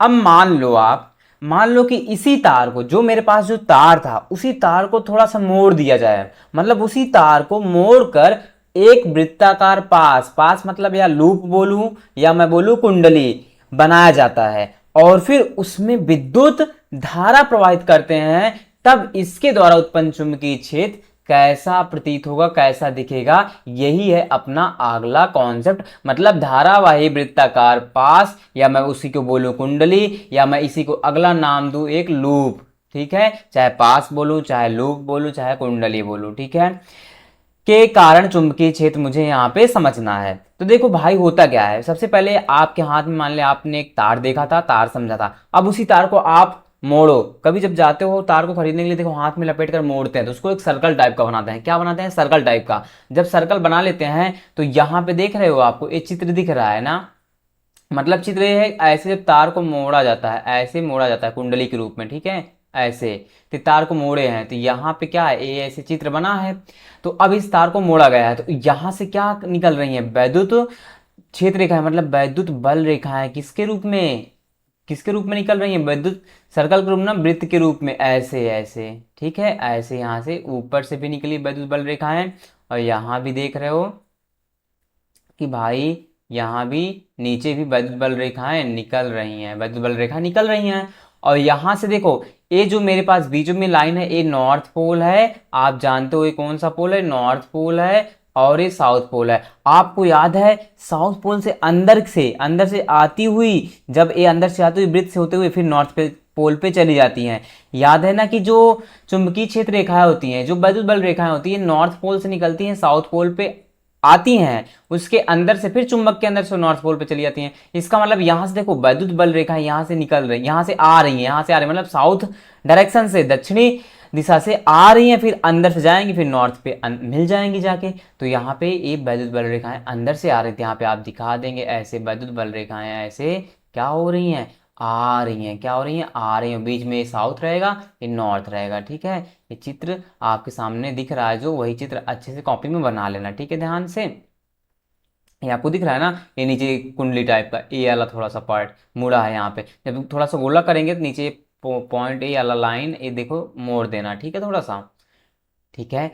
तो इसमें होता क्या है, आपके सामने लाइन क्या लिखी गई है कि जब किसी वृत्ताकार कुंडली में विद्युत धारा प्रवाहित की जाती है तो चालक के प्रत्येक बिंदु के चारों ओर चुंबकीय क्षेत्र उत्पन्न होता है। ये बात तो आपको पहले से पता था कि भाई अगर मेरे पास चाहे चालक तार हो चाहे वृत्ताकार कोई कुंडली हो, अगर उसमें धारा प्रवाहित हो रही है तो जान लो उसके चारों ओर चुंबकीय क्षेत्र उत्पन्न होगा। तो वृत्ताकार चालक के केंद्र पर चुंबकीय क्षेत्र रेखाएं एक ही दिशा में होती हैं। मतलब कि अगर मेरे पास ये सर्कल है, मान लो वृत्ताकार कुंडली थी, तो इसमें जो चुंबकीय क्षेत्र रेखाएं निकलेंगी, ये साउथ से निकल रही हैं, ये साउथ से मतलब कि आ रही हैं, साउथ से आ रही हैं, नॉर्थ पे जाएंगे, इनकी जो दिशा होगी वह क्या बोला है, चुंबकीय क्षेत्र रेखाएं एक ही दिशा में होगी, मतलब एक ही डायरेक्शन में होंगी। देखो एक ही डायरेक्शन में है कि नहीं, जिसके कारण वहां चुंबकीय क्षेत्र अधिक प्रबल हो जाता है। मतलब कि भाई जब एक ही डायरेक्शन में है और पास पास है तो इसका मतलब चुंबकीय क्षेत्र प्रबल हो जाता है। यदि कुंडली के फेरों की संख्या तथा धारा की तीव्रता बढ़ा दी जाए, मतलब जो मेरे पास कुंडली है, जो मेरे पास कॉइल है, इसमें फेरों की संख्या को हम लोग कैपिटल एन से व्यक्त करते हैं। फेरे मतलब कि कितने उसमें फेरे लपेटे गए हैं, उस कुंडली में कितने फेरे लपेटे गए हैं, उसकी संख्या तथा धारा की तीव्रता बढ़ा दी जाए, मतलब कि धारा को तेज कर दिया जाए, तो चुंबकीय क्षेत्र की प्रबलता भी बढ़ जाती है। चुंबकीय क्षेत्र की दिशा मैक्सवेल के अंगुष्ठ नियम द्वारा ज्ञात की जाती है। मैंने पीछे कॉन्सेप्ट पढ़ा था कि मैक्सवेल के अंगुष्ठ का जो नियम था उसके कारण चुंबकीय क्षेत्र की दिशा को हम लोग पता लगाते हैं। यहाँ पे क्वेश्चन पूछा जा सकता है कि चुंबकीय क्षेत्र की दिशा किसके नियम से पता करते हैं, तो भी किसके नियम से, मैक्सवेल के अंगुष्ठ के नियम से।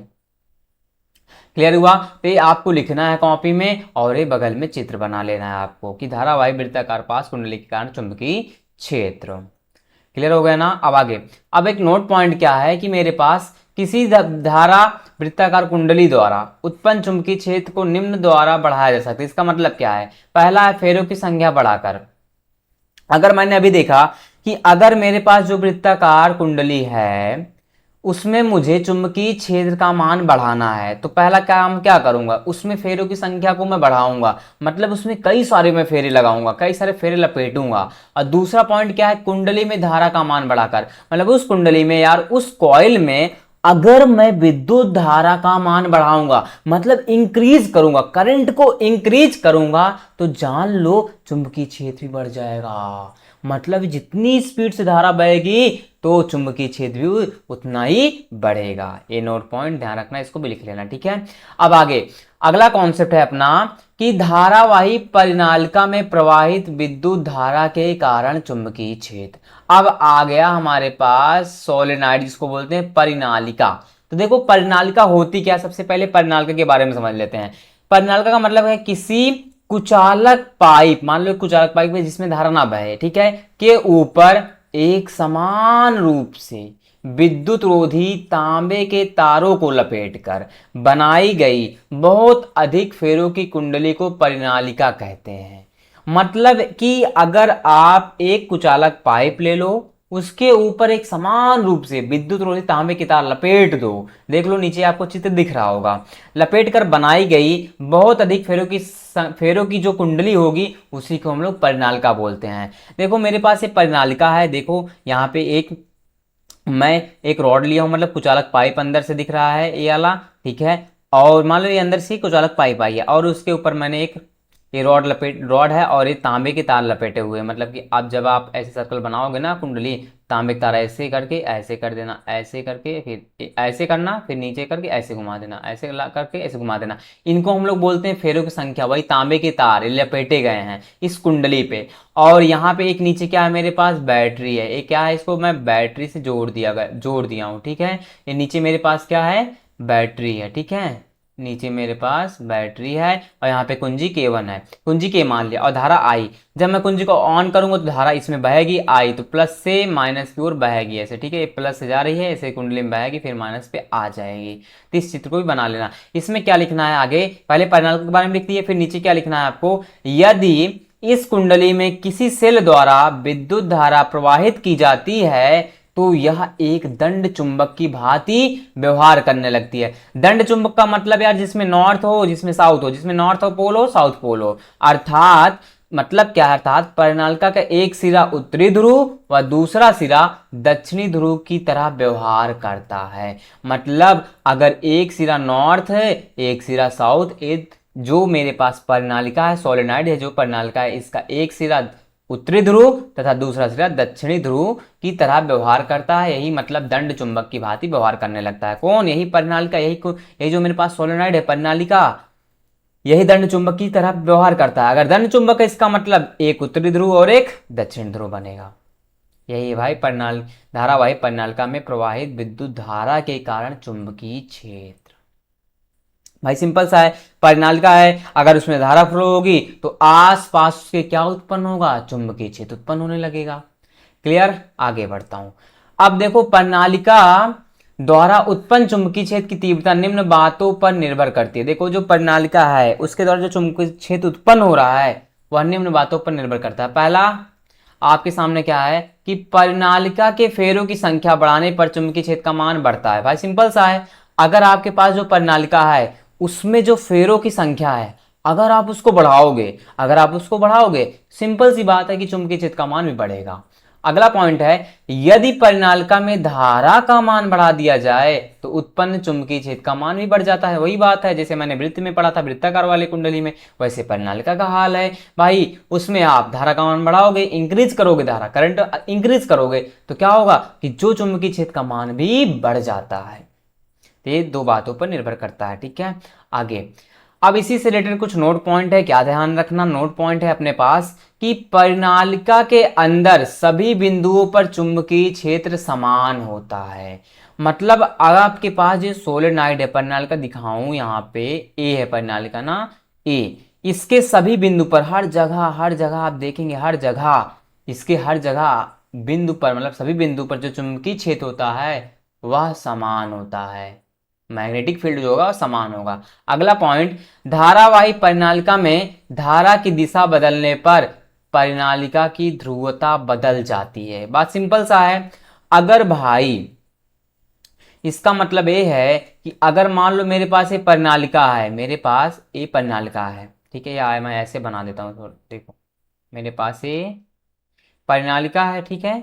अगर इसमें आप लोग मान लो कि मेरे पास ये बैटरी लगा दिया, ठीक है, बैटरी अगर ये प्लस से माइनस, अगर इधर धारा प्लस से माइनस की ओर बहेगी, आई करंट फ्लो होगी, तो अगर मान लो ये नॉर्थ पोल है या साउथ पोल है, धारा इधर बह रही थी, नॉर्थ पोल साउथ पोल है, अगर इसी की मैं डायरेक्शन मैं इधर कर दूंगा, डायरेक्शन अगर मैं मान लो धारा की दिशा इधर कर दिया, अगर ये प्लस मान लिया, ए माइनस कर दिया, तो ए साउथ इधर आ जाएगा, ए नॉर्थ इधर आ जाएगा। इसका मतलब यह है कि अगर धारावाही प्रणालिका में अगर आप धारा की दिशा, करंट की जो डायरेक्शन है वो बदलोगे तो जो उसमें ध्रुव होंगे नॉर्थ पोल और साउथ पोल, उसकी भी डायरेक्शन बदल जाएगी, नॉर्थ पोल और साउथ पोल आपस में चेंज हो जाएंगे। अगला पॉइंट है कि प्रणालिका को सामने से देखने पर यदि धारा की दिशा दक्षिणावर्त हो तो दक्षिणी ध्रुव होगा। मतलब प्रणालिका को अगर पास में जाओ, उसको देखो, अगर उसमें देखो रहे हो कि धारा की जो दिशा है वह दक्षिणावर्त है, मतलब कि साउथ में है, किसमें है, साउथ पोल में है, तो सॉरी मतलब कि साउथ में है, साउथ डायरेक्शन में है, तो जो ध्रुव होगा वह भी दक्षिण ध्रुव होगा। यदि धारा की दिशा वामावर्त में हो तो जो ध्रुव होगा वह उत्तरी ध्रुव होगा, मतलब नॉर्थ पोल होगा। क्या होगा, नॉर्थ पोल होगा। सिंपल सा है, मतलब कि अगर धारा की दिशा वामावर्त है तो इसका मतलब कि दक्षिणावर्त मतलब साउथ, और नॉर्थ, इसका मतलब हुआ उसका जो ध्रुव होगा वह उत्तरी ध्रुव होगा। क्लियर, नोट पॉइंट ध्यान रखना, लिख लेना कॉपी में। तो भाई अब आता है अपना अगला कॉन्सेप्ट, मतलब नेक्स्ट कॉन्सेप्ट क्या है कि है अगला, चुंबकीय क्षेत्र में विद्युत धारावाही चालक पर बल। तो ये जो सामने चित्र दिख रहा है भाई, यहाँ पे इस चित्र को भी आप सभी को बनाना पड़ेगा, ठीक है। देख रहे हो ये चित्र, इसका मतलब क्या, सबसे पहले इस चित्र को ध्यान से देखना और इसको कॉपी में ड्रॉ कर लेना। क्या मतलब है कि चुंबकीय क्षेत्र में विद्युत धारावाही चालक पर बल, जब किसी धारावाही चालक को बाह्य चुंबकीय क्षेत्र में रखा जाता है, मतलब कि मेरे पास अगर कोई धारावाही चालक है जिसमें धारा बह रही है, उसको बाह्य चुंबकीय क्षेत्र में रखते हैं, तो बाह्य चुंबकीय क्षेत्र के कारण धारावाही चालक पर बल लगता है। भाई सिंपल सा, कहीं रखे हो ना, उस पर क्या होगा बहन, बल लगेगा ना कुछ फोर्स लगेगा, कुछ ना कुछ बल लगेगा। तो धारावाही चालक पर बल लगता है जो चालक को विस्थापित कर देता है, मतलब की दिशा बदल देता है। दिशा का मतलब क्या, विस्थापन, विस्थापन का मतलब कि गति करा देता है, मतलब कि इसका मतलब कि जैसे मान लो कोई, हम अगर किसी चीज को कहीं पर रखे हैं, आप देखे वो चीज अगर कि मान लो जब आप चुंबक रखते हो तो चुंबक के सामने जब मैं लोहे के टुकड़े ले जाता हूँ पास में, देखो हिलने डोलने लगता है, इमेजिन करो, तो हिलने डोलने लगता है, इसका मतलब विस्थापित हो रहा है, विस्थापित उसमें गति आ रही है, मोशन आ रहा है।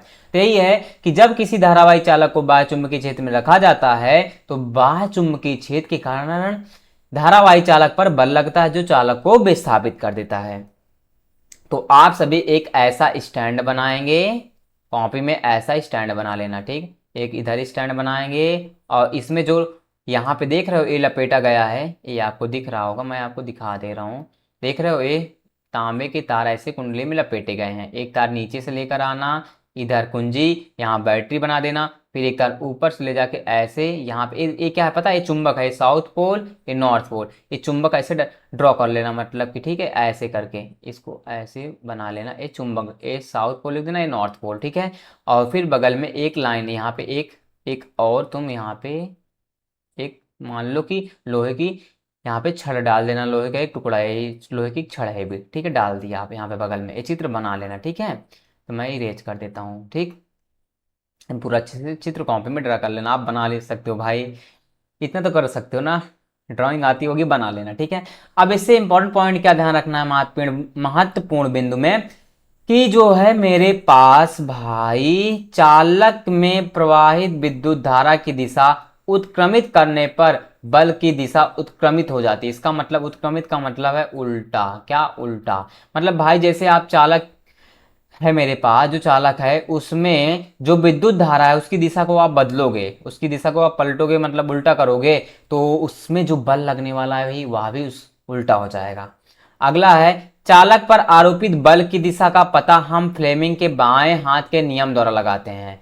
मतलब कि चालक पर जो आरोपित जो बल की दिशा है, जो बल की दिशा है वह फ्लेमिंग के बाएं हाथ के नियम द्वारा हम लोग क्या करते हैं, लगा सकते हैं। फ्लेमिंग के बाएं हाथ के नियम के द्वारा लगा सकते हैं। अब बोलोगे भैया यार ये फ्लेमिंग के बाएं हाथ का नियम क्या है? अभी रुके रहो, जरा रुके रहो, अभी आगे पढ़ेंगे क्या है, ठीक है। अगला पॉइंट है कि चालक पर आरोपित बल की दिशा चुंबकीय क्षेत्र की दिशा और विद्युत धारा की दिशा दोनों पर निर्भर करता है।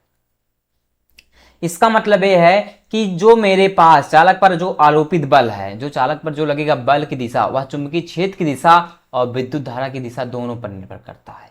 मतलब कि किस डायरेक्शन में चुंबकीय क्षेत्र की दिशा है और किस डायरेक्शन में विद्युत धारा की दिशा है, उस पर वह बल निर्भर करेगा। क्लियर है पॉइंट? समझ गए ना? तो चित्र बना लेना। तो अब आता है अगला, नेक्स्ट कॉन्सेप्ट है अपना, ये समझ लो मोस्ट इंपॉर्टेंट कॉन्सेप्ट है। अब आप सभी के सुविधा के लिए मैं बता दूं कि ये भाई एग्जाम में पूछा गया था, ये क्वेश्चन हमारे एग्जाम में पूछा गया था। कब पूछा गया था चलो मैं आपको यहाँ पे बता दे रहा हूँ, तो मैं इसको फॉलो करूँ फिर, ठीक है। एग्जाम में पूछा गया था भाई 2016, 22, 23, 24, 25। तो देख लो भाई 2016 से लेकर 25, 22 में आया, 23 में आया, 24 में आया, 25 में आया, 26 में नहीं आया, मतलब कि तो मान लो भाई ये फिक्स है 2027 में आएगा, आएगा, ठीक है। ध्यान रख लेना, अच्छे से समझ लेना। तो क्या है, चलो समझता हूँ इसको जरा। और ये भी बता दूं कि मतलब कि यही क्वेश्चन 2000 ये भी बता दे रहा हूँ 17 में भी पूछा था, 17 में पूछा था और 18 में भी पूछा था, 18 में पूछा था, 18 में मतलब कि दूसरी तरह बोल के पूछा था। 17 और 18 में ये पूछा था कि धारावाही चालक पर चुंबकीय क्षेत्र के कारण लगने वाले बल का सूत्र लिखिए। सूत्र लिखिए, यदि कोई चालक चुंबकीय क्षेत्र के समांतर हो, लंबवत हो या 45 एवं 60 के कोण पर बना हुआ हो तो चालक पर लगने वाला बल का मान क्या होगा, ये भी मैं सब चीजें अभी आपको बताऊंगा, ठीक है। तो सबसे पहले देखो, सबसे पहले मान के चलते हैं कि सबसे पहले कि जो मेरे पास एक समान चुंबकीय क्षेत्र है, एक समान चुंबकीय क्षेत्र दिख रहा है आपको, ये यहाँ पे बना ले, ये हमारे पास है भाई एक समान चुंबकीय क्षेत्र, मतलब एक ही दिशा में चुंबकीय क्षेत्र है, इसको बोलते हैं एक समान चुंबकीय क्षेत्र की जो दिशा है। आपसे पूछा जाए कि एक समान चुंबकीय क्षेत्र की दिशा का चित्र बनाओ, तो ऐसे बना देना एक ही दिशा में सभी लाइन को, ठीक है। एक समान चुंबकीय क्षेत्र की दिशा है, ठीक है, इतना ध्यान रखना। अब देखो क्या कह रहा है कि जो मेरे पास एक समान चुंबकीय क्षेत्र है, इसमें जो एक चालक रखा गया है, चालक L लंबाई का, जिसमें बल F लगता है और इसमें धारा I बहती है और इसे थीटा कोण पर घुमाया जा रहा है, थीटा एंगल पर। तो ये भाई जो बल है, मतलब ये धारावाही जो चालक पर लगने वाला जो बल है, यह निम्न बातों पर निर्भर करेगा। मतलब ये जो धारावाही चालक है जिसमें धारा बह रही है, यह बल निम्न बातों पर निर्भर करेगा। किन किन बातों पर निर्भर करेगा? पहला पॉइंट यहां पे समझेंगे हम लोग कि जो चालक पर लगने वाला जो बल है, जो चालक पर लगने वाला बल है या उसमें प्रवाहित धारा के समानुपाती होता है, प्रवाहित धारा के समानुपाती, समीकरण 1 मान लेंगे। फिर जो चालक पर लगने वाला बल है, ऐसे बोलेंगे, अगर आप हिंदी में लिखना चाहो लिख देना कि चालक पर लगने वाला बल धारा के समानुपाती तथा चालक पर लगने वाला बल उस चालक की लंबाई के समानुपाती होता है, दूसरा समीकरण मानेंगे। फिर चालक पर जो लगने वाला बल है वह मेरे पास, इसमें चुंबकीय क्षेत्र उत्पन्न होगा उसके चुंबकीय क्षेत्र के समानुपाती, समीकरण 3। फिर उसके बाद जो मेरे पास चालक पर लगने वाला बल है या जो कोण बन रहा है, कोण कीजा मतलब साइन थीटा बोलते हैं, साइन थीटा के भी समानुपाती, समीकरण 4 मान लेंगे।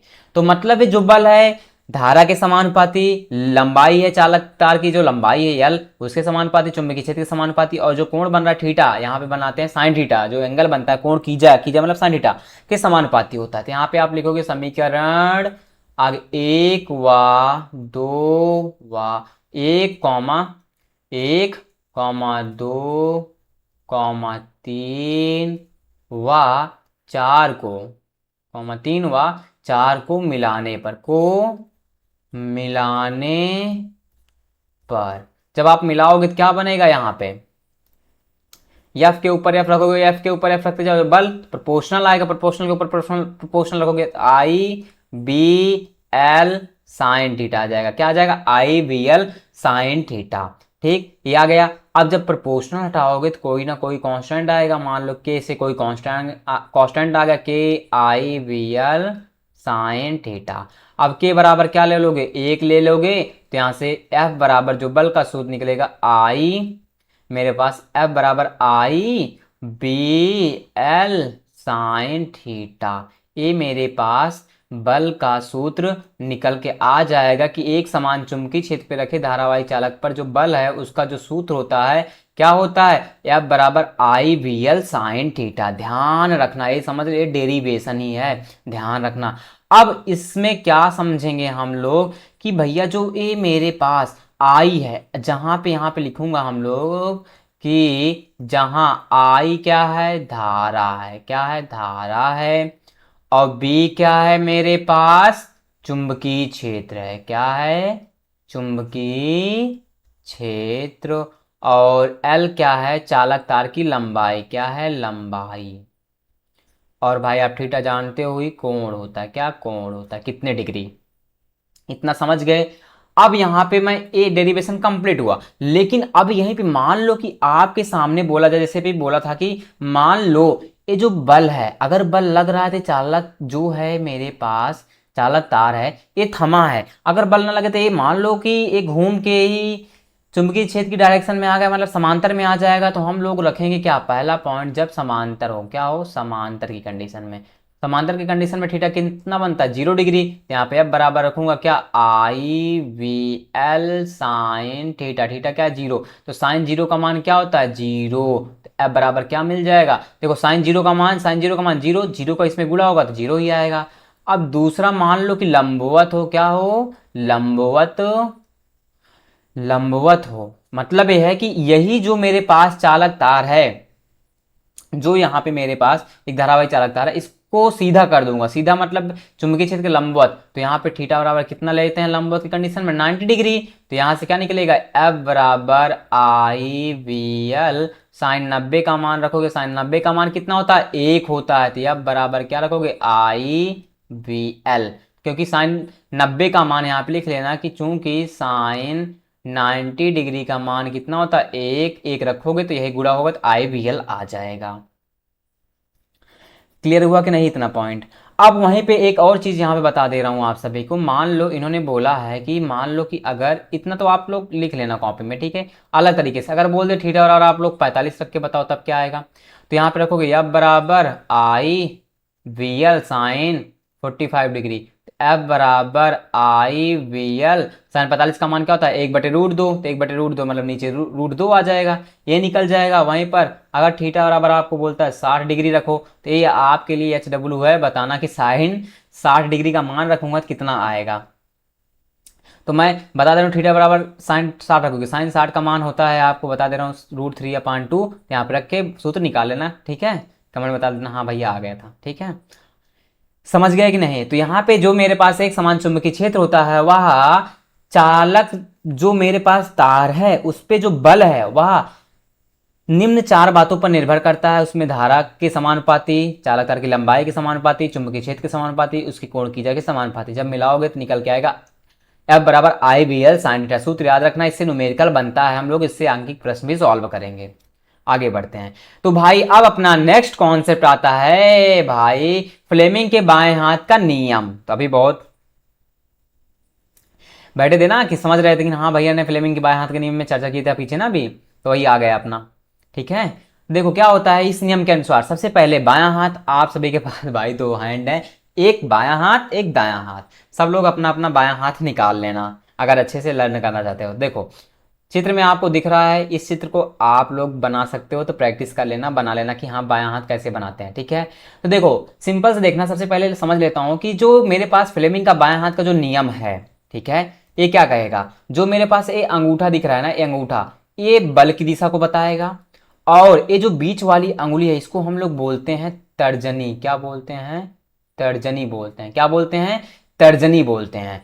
तो ये जो तर्जनी अंगुली होगी ये चुंबकीय क्षेत्र की दिशा को बताएगा, और ये जो बीच में ये बगल में, इसके बगल में दिखा है, इसको हम लोग बोल देंगे मध्यमा। क्या बोलेंगे? मध्यमा। ये विद्युत धारा की दिशा को बताएगा। क्या बताएगा? विद्युत धारा की दिशा। तो चलो आओ पढ़ता हूं। देखो क्या कह रहा है, यदि हम अपने बाएं हाथ के अंगूठे कौमा तर्जनी और मध्यमा को एक दूसरे को परस्पर लंबवत फैलाएं, एक दूसरे को परस्पर लंबवत फैलाएं, तो अंगूठा चालक पर लगने वाले बल की दिशा देख लो। अंगूठा चालक पर लगने वाले बल की दिशा कौमा तर्जनी चुंबकीय क्षेत्र की दिशा, देखो तर्जनी चुंबकीय क्षेत्र की दिशा तथा मध्यमा धारा की दिशा को प्रदर्शित करेगा। यही है फ्लेमिंग के बाएं हाथ का नियम। भाई मेरे पास जो फ्लेमिंग का बाएं हाथ का जो नियम है, यहीं पे ध्यान रखना। अगर आपको याद रखना है तो आप अपने बाएं हाथ में क्या करना कि जो आपका अंगूठा है उसमें बल लिख लेना, और जो यहाँ पे मेरे पास तर्जनी है उसमें चुंबकीय क्षेत्र लिख लेना, और जो मध्यमा है उसमें विद्युत धारा लिख लेना। तो याद कर लेना कि यदि हम अपने बाएं हाथ के अंगूठे को कौमा तर्जनी और मध्यमा को एक दूसरे को परस्पर लंबवत फैलाएं, तो अंगूठा चालक पर लगने वाले बल की दिशा और तर्जनी चुंबकीय क्षेत्र की दिशा तथा मध्यमा धारा की दिशा को प्रदर्शित करेगा। यही है फ्लेमिंग के बाएं हाथ का नियम। तो ये चित्र तुम लोग बना लेना ये कॉपी में, ठीक है, ड्रा कर लेना। ये चित्र आप सभी के लिए होमवर्क है भाई, इसको कॉपी में ड्रा कर लेना, बता देना हाँ भैया कमेंट में कि हाँ मैंने फ्लेमिंग के बाएं हाथ का जो फिगर है मैंने कॉपी में बना लिया था, ड्रॉ कर लिया था। ठीक है, समझ गए कि नहीं? अब आपको बता दो ये क्वेश्चन कब पूछा गया था। ठीक है, चलो देख लो भाई, ये क्वेश्चन यूपी बोर्ड के एग्जाम में कब आया था।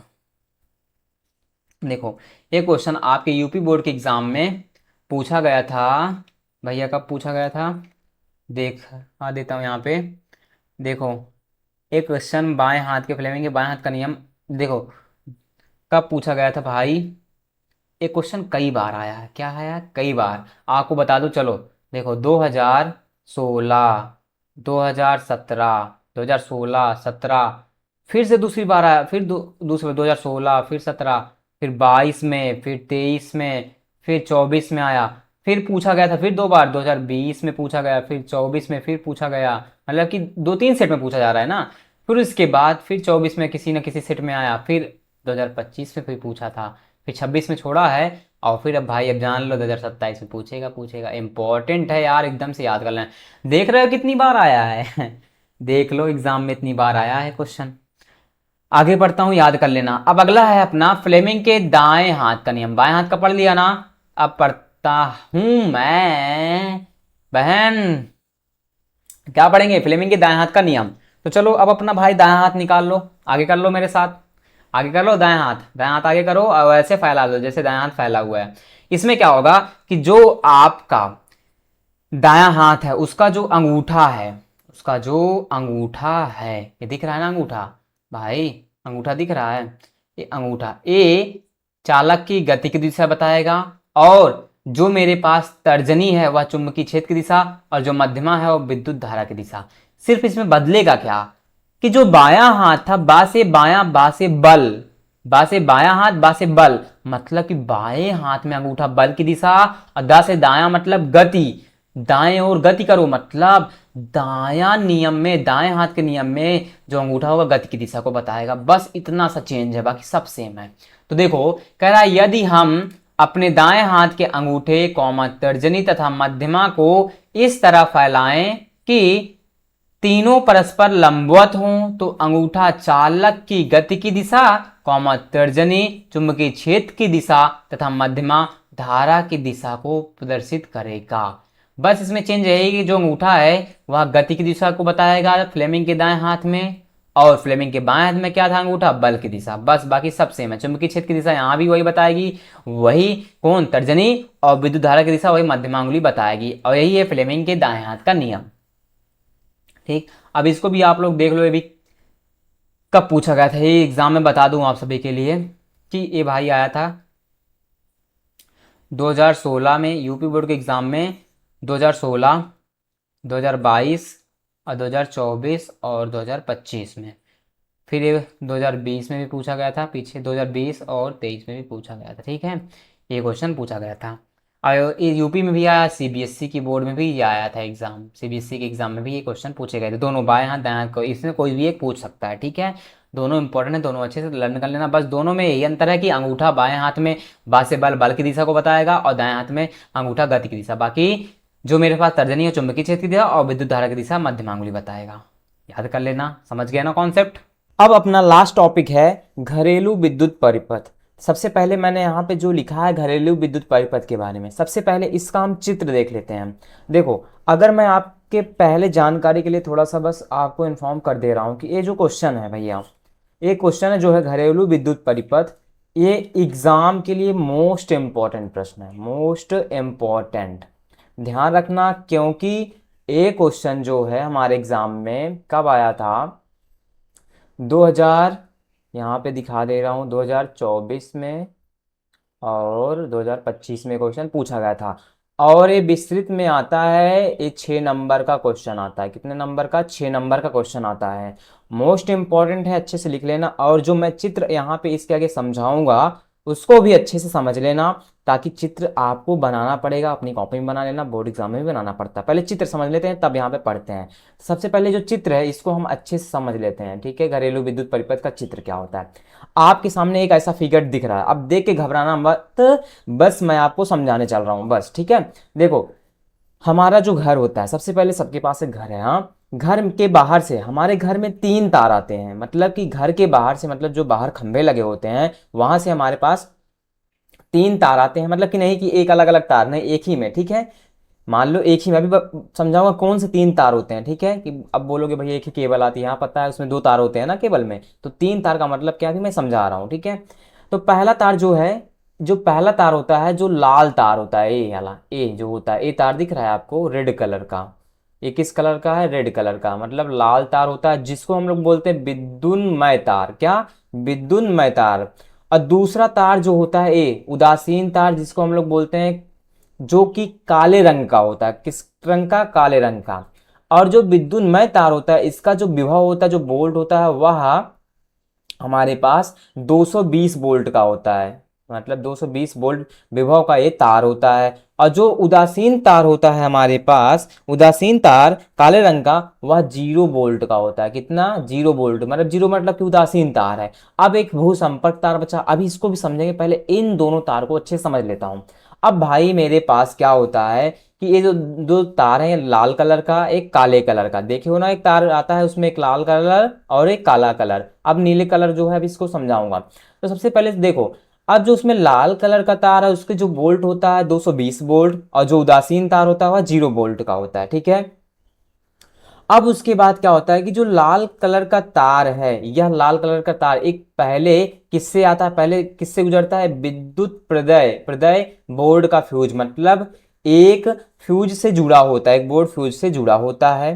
ठीक है, और उसके आगे एक विद्युत मापी लगा होता है। इसके आगे देख रहे हो एक विद्युत मापी लगा होता है। विद्युत मापी का मतलब सिंपल सा, जो हमारे घरों में मीटर होता है, आप सबके घर में मीटर लगा होगा ना, मीटर जहां से तार जाता है और उस विद्युत को मीटर लगा होता है, मीटर में जो पैसे आता है, बिल का पैसा आता बनता है, वही मीटर है। ठीक है, देख लो एक लाल तार और एक काला तार जुड़ा है।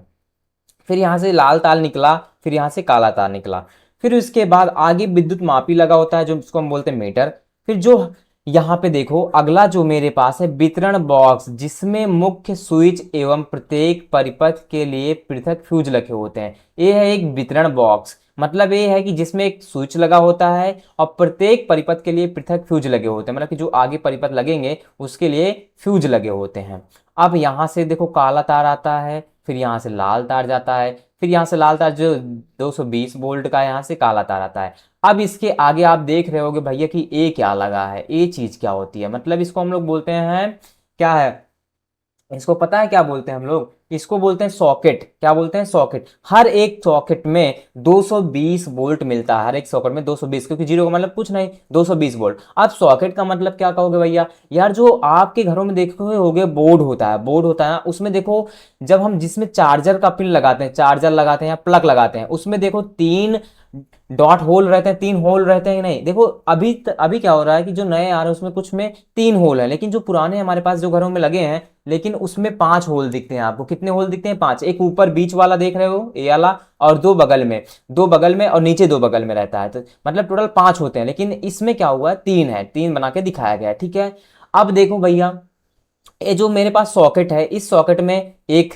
ब्लैक वाला तार इधर से जोड़ दिया गया, एक पॉइंट से जो अगला एक होल रहता है, और एक जो रेड वाला तार है आया है वो अगले एक होल से जोड़ दिया जाता है। अब बचा बेचारा कौन सा? ये जो बीच में रहता है, देखो सबसे ऊपर एक बड़ा सा होल रहता है, उसको देखे होगे ना, उसमें कौन सा तार जोड़ा जाता है? भू संपर्क तार। अब ये भू संपर्क तार क्या होता है? इसको हम सिंपल में कहें अर्थिंग का तार। जो हम लोग देखो अभी तक क्या होता है कि अब ज्यादातर गांव घर में अर्थिंग नहीं दी जाती है, लेकिन पहले क्या होता था यार कि पहले अर्थिंग दी जाती थी। क्यों अर्थिंग? क्योंकि जो तार होता था उस तार को पृथ्वी के जमीन से कोई लोहे या किसी भी तार, किसी भी चीज को गाड़ देते थे, उसमें नमक पानी मिला देते थे, उसमें एक छोटा सा वायर बांध के फिर उसी वायर को किसी न किसी एक बोर्ड से कनेक्शन कर देते थे, और वो वाला तार किससे जुड़ता था? जो बड़ी जो सॉकेट है उसमें जो बड़ा होल है उससे जोड़ देते थे। ठीक है, वही है हम लोग अर्थिंग देते थे, तो ये तार इसमें से जोड़ देते थे। अब होता था क्या भाई, आपको पता है कि जब हम लोग अर्थिंग देते हैं उससे पता चलता था नमक, उसमें पानी, गोबर वोबर सब डालते हैं ना, तो लाइट तेज होती थी। अब देखो इसलिए ऐसा रीजन क्या होता है कि हम लोग अर्थिंग इसलिए देते हैं कि आपको मान लो पता है कि मान लो आपके घर में फ्रिज है, आपके घर में फ्रिज है, अगर आपके घर में फ्रिज है, मान लो फ्रिज के पीछे बहुत सारे तार और निकले होते हैं, अगर उसी में से कोई एक तार निकल गया और उसके ऊपर का भाग निकला है, ठीक है, अब उस फ्रिज में टच किया, तो अगर आप फ्रिज को टच करोगे तो भाई पूरी फ्रिज में करंट फैलेगा कि नहीं? तो इसीलिए उसी फ्रिज से कोई एक तार निकाल के इस सर्किट से जोड़ देते हैं, और फिर उसी सर्किट को, उस तार को जाके पृथ्वी से जोड़ देते हैं। पृथ्वी से अर्थिंग दिया गया होता है ताकि उस जो तार है उस तार में पूरे फ्रिज पे करंट ना लगे, जो उससे करंट निकलने वाला है वो सारा का सारा करंट पृथ्वी में समा जाए, पृथ्वी में चला जाए, ताकि फ्रिज मुझे करंट ना मारे। यही रीजन होता था कि पहले अर्थिंग दी जाती थी। क्लियर हुआ कि नहीं? तो ये सभी तुम्हें चित्र अच्छे से बना लेना है। ठीक है, इस चित्र को तुम्हें अच्छे से बना लेना है भाई।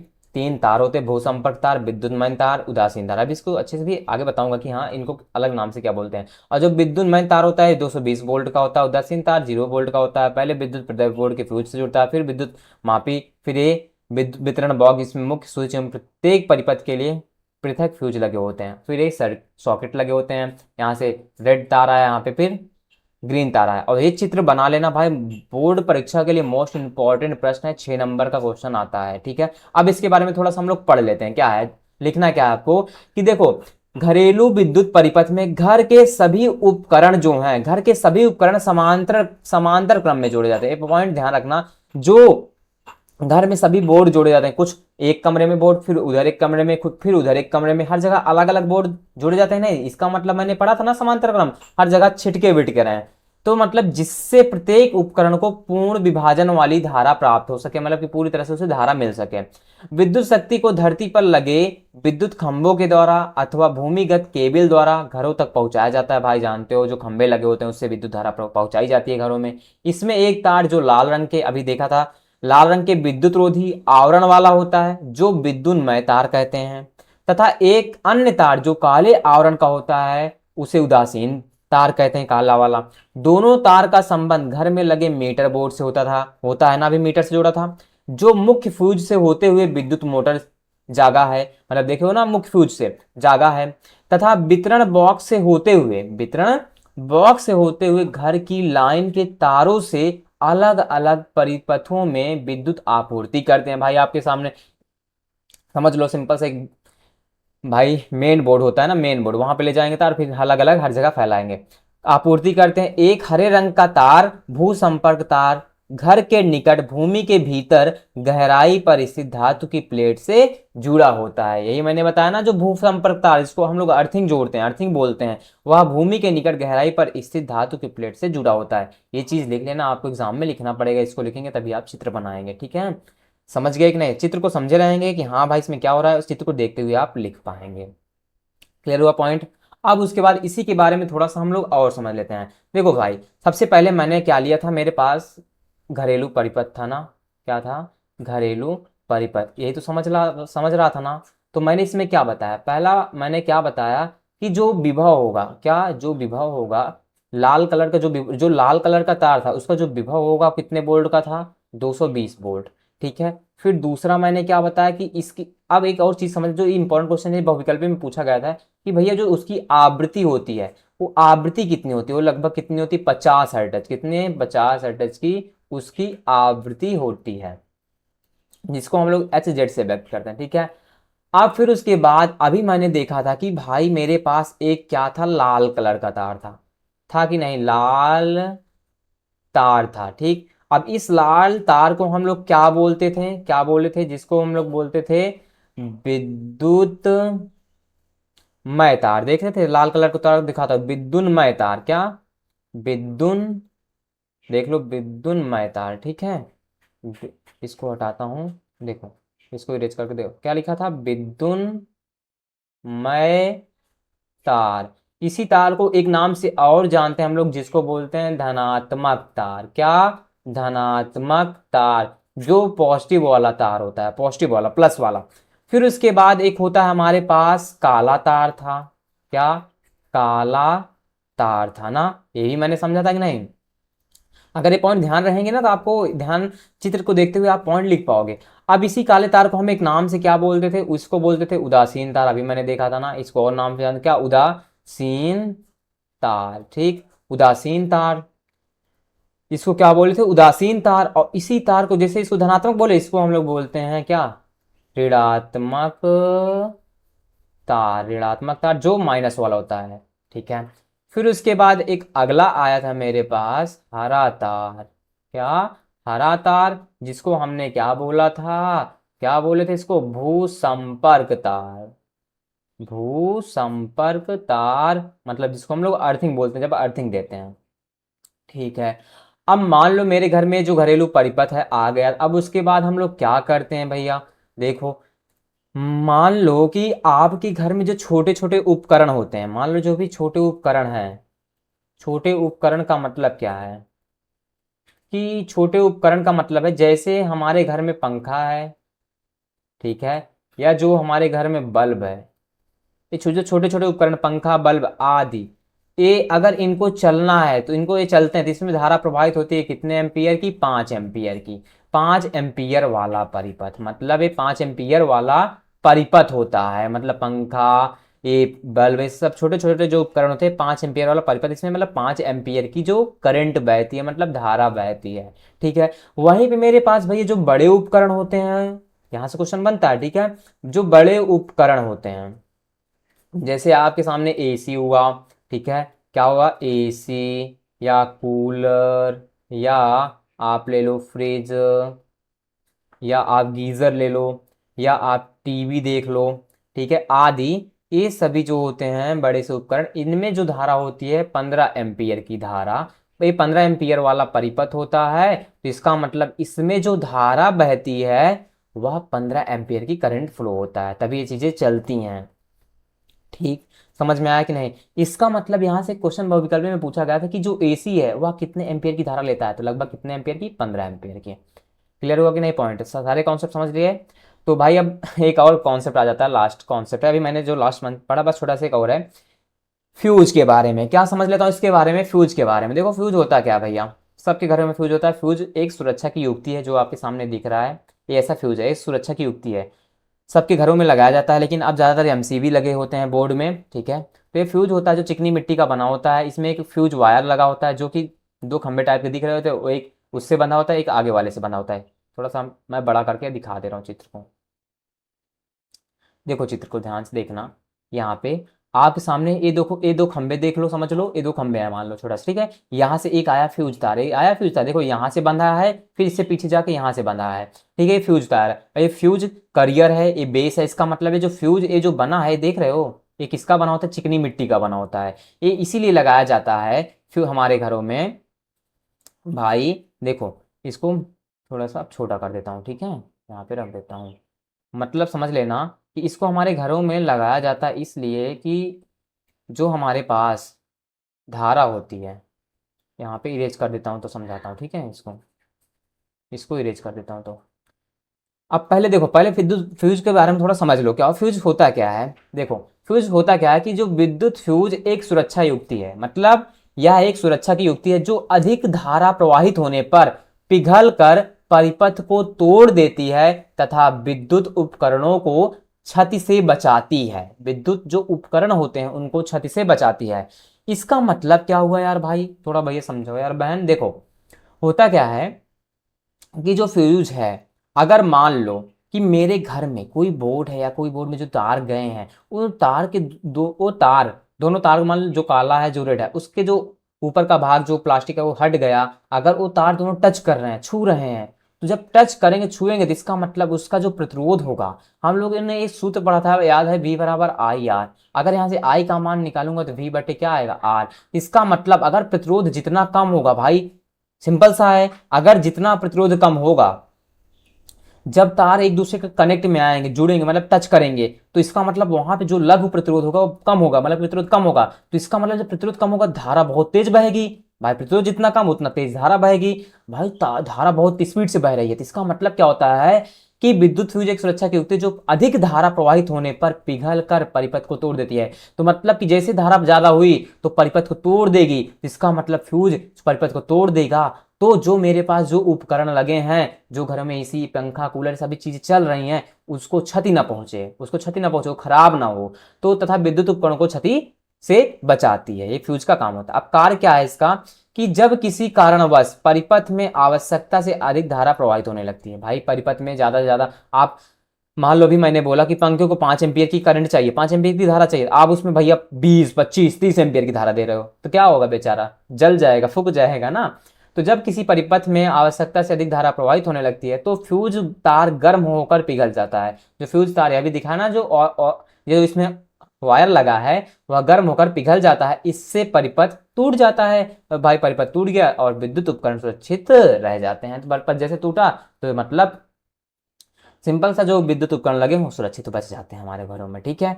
अब नोट पॉइंट क्या है, जो फ्यूज तार होता है किसका बना होता है, टिन, टिन मतलब एसएन जिसका प्रतीक होता है, लेड मतलब पीबी जिसका प्रतीक होता है। ये मिश्र धातु से बना होता है, टिन और लेड से बना होता है। जो फ्यूज तार होता है इसका जो गलनांक होता है कम होता है तथा प्रतिरोध अधिक होता है। भाई जिसका जिसका अगर रेजिस्टेंस ज्यादा है, प्रतिरोध ज्यादा है, जिसका मतलब उसका गलनांक कम होगा। क्लियर हुआ? ये ज्यादा खास नहीं है फ्यूज, बस यही क्वेश्चन इंपॉर्टेंट अगर बहुत में पूछेगा तो पूछ सकता है कि हाँ भाई फ्यूज तार किसका बना होता है, टिन का और लेड का, ठीक है। बाकी ज़्यादा इसका इंपॉर्टेंस नहीं है, ठीक है। बस मैंने एक बार समझ लिया। तो अब आपके सभी के सामने कुछ बहुविकल्पी के प्रश्न लिया हूँ, इसको सॉल्व करते हैं, ठीक है। चलो पहला क्वेश्चन है हमारे पास, लघु पथन के समय परिपथ में विद्युत धारा का मान 2019 20 23 25 में क्वेश्चन पूछा गया था। लघु पथन के समय, अभी मैंने समझाया ना फ्यूज से ही कनेक्ट, फ्यूज से है। लघु पथन के समय परिपथ में विद्युत धारा का मान, देखो अभी मैंने बताया था लघु पथन मतलब कि जब प्रतिरोध कम हो तो धारा क्या होती, बढ़ जाती है ना, तो मतलब कि बी ऑप्शन करेक्ट हो जाएगा, बहुत अधिक बढ़ जाती है, मतलब धारा का मान बहुत अधिक बढ़ जाता है। देखो फ्यूज से ही बहुविकल्पी क्वेश्चन बना लिया, ठीक है। अगला दूसरा क्वेश्चन है, किसी विद्युत धारावाही सीधी लंबी परिनालिका के भीतर चुंबकीय क्षेत्र, एक कॉन्सेप्ट मैंने पीछे पढ़ा था कि नहीं, कि जो भी मेरे पास लंबी परिनालिका होती है उसके भीतर जो चुंबकीय क्षेत्र कैसा होता है, शून्य होता है, सभी बिंदुओं पर समान होता है, इसके सिरों की ओर जाने पर घटता है, इसके सिरों को जाने पर बढ़ता है। मैंने क्या बताया था वहां पे, बताया था कि सभी बिंदुओं पर समान होता है। लंबी परिनालिका के भीतर जो चुंबकीय क्षेत्र होता है, परिनालिका के भीतर दिखा जो चुंबकीय क्षेत्र होता है वह समान होता है। कैसे, अभी मैं दिखा दे रहा हूँ चित्र में।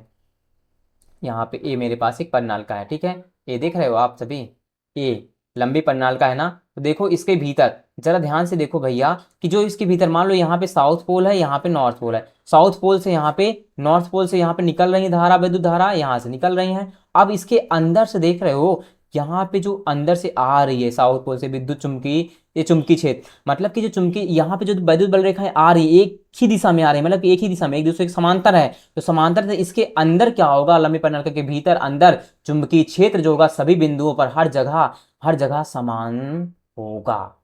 क्लियर? 2023 और 25 में क्वेश्चन पूछा था। आगे अगला क्वेश्चन है अपना, क्या कह रहा है कि एक सीधे धारावाही चालक के चारों ओर उत्पन्न चुंबकीय क्षेत्र प्रदर्शित होगा। पहला सरल रेखी, त्रिभुजाकार, चतुर्भुजाकार, वृत्ताकार। आप 2025 में क्वेश्चन पूछा था, चित्र में दिखा दूं आपको कि कैसे बनता था। जो भी मेरे पास यहाँ पे चित्र है कि नहीं मेरे पास, देख लेता हूँ कि बोला एक सीधे धारावाही चालक के चारों ओर, सीधे धारावाही चालक के चारों चुंबकीय क्षेत्र उत्पन्न होगा। तो यहाँ पे मैंने बताया था कि सीधे धारावाही चालक के चारों ओर चुंबकीय क्षेत्र कैसा उत्पन्न होता था, याद है ना, वृत्ताकार, याद है वृत्ताकार। यहाँ पे चित्र मेरे पास है नहीं, मैंने वहां पे बताया था भाई कि जैसे मान लो एक सीधे धारावाही चालक तार है, इसके चारों ओर कैसे चुंबकीय क्षेत्र उत्पन्न हो रहे थे, वृत्ताकार। कैसे? वृत्ताकार। आप ये भी देखे थे कि भाई जो मैंने सीधे धारावाही चालक तार लिया था, याद करो पीछे मैंने कौन से पढ़ा था, तो उसके जब मैंने देखा था कि याद है मैक्सवेल का दक्षिणावर्त का नियम, वहीं पे जो चुंबकीय क्षेत्र रेखाएं होती वो सर्किट में मतलब कि गोल गोल घूमती थी, वृत्ताकार। इसका ऑप्शन डी करेक्ट हो जाएगा। अगला क्वेश्चन नंबर 4 है कि चुंबकीय क्षेत्र की तीव्रता का मात्रक क्या होता है, इसका ऑप्शन बी करेक्ट हो जाएगा, न्यूटन प्रति एम्पियर मीटर। 2024 में क्वेश्चन पूछा गया था यूपी बोर्ड के एग्जाम में, क्या मात्रक होता है, न्यूटन प्रति एम्पियर मीटर। अगला है हमारे पास क्वेश्चन नंबर 5, देखो ये भी फ्यूज से आया। फ्यूज तार को निम्नलिखित घरेलू विद्युत वितरण के किस तार के श्रेणी क्रम में जोड़ा जाता है। अभी तक मैंने देखा था कि उसमें बुक संपर्क तार था जिसको हम, या उसमें जो भी जो सॉकेट होते थे सभी तार उसमें किससे थोड़े समांतर क्रम में, लेकिन इसमें पूछा क्या गया था फ्यूज तार को, जो फ्यूज तार है, फ्यूज तार अभी मैंने देखा था ना, फ्यूज तार को निम्नलिखित घरेलू विद्युत वितरण के किस तार के श्रेणी क्रम में जोड़ा जाता है। भूसंपर्क तार नहीं, उदासीन तार नहीं, ये दोनों बात नहीं थी। सी ऑप्शन बचेगा जीवित तार। जीवित तार जो है फ्यूज तार को श्रेणी क्रम में जोड़ा जाता है। ठीक है, ये भी 2024 में क्वेश्चन पूछा गया था। आगे अगला आता है क्वेश्चन नंबर 6, चित्र में दर्शाए गए इलेक्ट्रॉन, आपको दिख रहा है कि चित्र में दर्शाए गए इलेक्ट्रॉन पर चुंबकीय क्षेत्र में क्षेत्र की लंबवत प्रवेश करने पर आरोपित बल की दिशा होगी। ये आपके सामने चित्र दिया गया है, देख रहे हो, ये चुंबकीय क्षेत्र, ऊपर चुंबकीय क्षेत्र की दिशा है, ठीक है, और ये इलेक्ट्रॉन की दिशा है, ये इलेक्ट्रॉन की दिशा है, मतलब इलेक्ट्रॉन इधर जा रहे हैं, चुंबकीय क्षेत्र उधर हो रहा है। तो बताओ भैया कि जो आरोपित बल की दिशा क्या होगी, बाईं ओर, दाईं ओर, कागज तल के लंबवत नीचे की ओर, कागज तल के लंबवत ऊपर की ओर। अब आप सभी बताओ क्या होगा यहाँ पे। देखो जरा, जब मैं जानता हूं कि जो इलेक्ट्रॉन, अगर इलेक्ट्रॉन मान लो इलेक्ट्रॉन इधर गति कर रहा है तो धारा इसके विपरीत बहती है, जो करंट होता है इसके विपरीत बहता है। तो भाई सिंपल सा है कि अगर करंट इधर बहेगा तो जो मेरे पास चुंबकीय बल लगेगा वह ऊपर की ओर लगेगा, कागज तल के लंबवत। ऑप्शन डी करेक्ट हो जाएगा, कागज के तल के लंबवत ऊपर की ओर। जो बल की दिशा होगी वह कागज के तल के लंबवत ऊपर की ओर होगी, क्योंकि याद है आप जो बाएं हैं हाथ का नियम पढ़े थे, ठीक है, ठीक है, उसी से, फ्लेमिंग के बाएं हाथ के नियम से। अगला क्वेश्चन नंबर 7 है कि धारावाही परिनालिका के मध्य में चुंबकीय बल रेखाएं होती हैं। जो धारावाही परिनालिका है उसके मध्य में चुंबकीय बल रेखाएं होती हैं, वृत्ताकार, अनियमित, और परिनालिका के अक्ष के समांतर, परिनालिका के अक्ष के लंबवत। तो यहाँ पे बताओ कौन सा ऑप्शन करेक्ट होगा, बता सकते हो कि जो धारावाही परिनालिका के मध्य चुंबकीय बल रेखाएं थी, ठीक है, वह कैसी थी। धारावाही परिनालिका के मध्य चुंबकीय, मैंने बताया था ना कैसे थी, ऑप्शन सी करेक्ट हो जाएगा, परिनालिका के अच्छे समांतर थी, अभी मैंने दिखाया था ना, समांतर थी, एक दूसरे के समांतर थी। क्लियर? तो अब अपना लास्ट क्वेश्चन नंबर 8 आता है जो कि एक न्यूमेरिकल है, हम लोग इसको सॉल्व करते हैं, 2025 के एग्जाम में पूछा गया था। देखो भाई क्या करना है, कह रहा है कि 200 वाट का एक रेफ्रिजरेटर, मतलब यहाँ पे आपको दिया है वाट बराबर 200, ठीक है, 10 घंटे, मतलब यहाँ पे आपको दिया है, यहाँ पे लिख लेना, दिया है घंटे कितना दिया है, बराबर 10 घंटे, 10 आवर। रेफ्रिजरेटर 10 घंटे प्रतिदिन चलाया जाता है, मतलब कि हर दिन 10 घंटे चलाया जाता है, और 6 रुपए प्रति किलोवाट की दर से, मतलब कि 1 किलोवाट 6 रुपए प्रति किलोवाट, मतलब कि अगर 1 यूनिट खाता है तो 6 रुपए जान लो लगेगा। इसे 30 दिन तक चलाने पर, मतलब कि यहाँ पे आपको दिन दे दिया है कितना, 30 दिन चलाने के लिए ऊर्जा का मूल्य ज्ञात करो, मतलब कि वही व्यय ऊर्जा ज्ञात करना पूछा है। इसको मैंने पहले भी पिछली कक्षाओं में पढ़ लिया था कि व्यय ऊर्जा पूछा है। ऊर्जा, व्यय ऊर्जा बराबर आपको पता था वाट गुणे घंटे गुणे दिन बटे में 1000 रखता था ना, तो यहाँ पे रख लो वाट कितना है 200, घंटे कितने हैं 10, दिन कितने हैं 30 बटे का 1000। एक जीरो से एक जीरो, एक जीरो से एक जीरो, एक जीरो से एक जीरो, बचा यहाँ पे 20, 20 का 3 में गुणा कराओगे कितना आएगा 20 तिहाई 60। 60 आया कितना, ऊर्जा मेरे पास निकल के आई व्यय ऊर्जा कितना 60। अब बोला है कि 6 रुपए प्रति किलोवाट की दर से, यहाँ पे जब ऊर्जा का मूल्य निकालोगे आप लोग, ऊर्जा का मूल्य कितना आएगा, 60 को 6 से मल्टीप्लाई करा दोगे कितना आ जाएगा, 6 छंग 36, 360 रुपए, 360 रुपए निकल के आ जाएगा। मतलब कि आप 200 वाट का एक रेफ्रिजरेटर था जिसको आपने 10 घंटे प्रतिदिन हर दिन जलाया था, और हर एक यूनिट पे 6 रुपए का चार्ज लग रहा था, 30 दिन तक आपने जलाया, तो 30 दिन में मतलब एक महीने में 360 रुपए आपकी बिजली का बिल आ जाएगा, आपको भरना पड़ेगा। क्लियर हुआ कि नहीं, समझ गए ना। तो फाइनली मेरी बहन मेरे भाई, यहाँ पे वीडियो कंप्लीट होती है। वीडियो कैसी लगी, वीडियो पसंद आए लाइक्स करना, और किसी ना किसी अपने एक दोस्त को या अपने ग्रुप में जरूर इस वीडियो को शेयर करना। और पढ़ने में कैसा लगा, मजा आया तो कमेंट बॉक्स में जाके कमेंट में बताओ, दिल फेंको कि हाँ भैया पढ़ने में मजा आया, कैसा लगा वीडियो। ठीक है, मिलेंगे एक नए वीडियो में, तब तक के लिए bye bye, take care and love you all the best, पढ़ते रहो।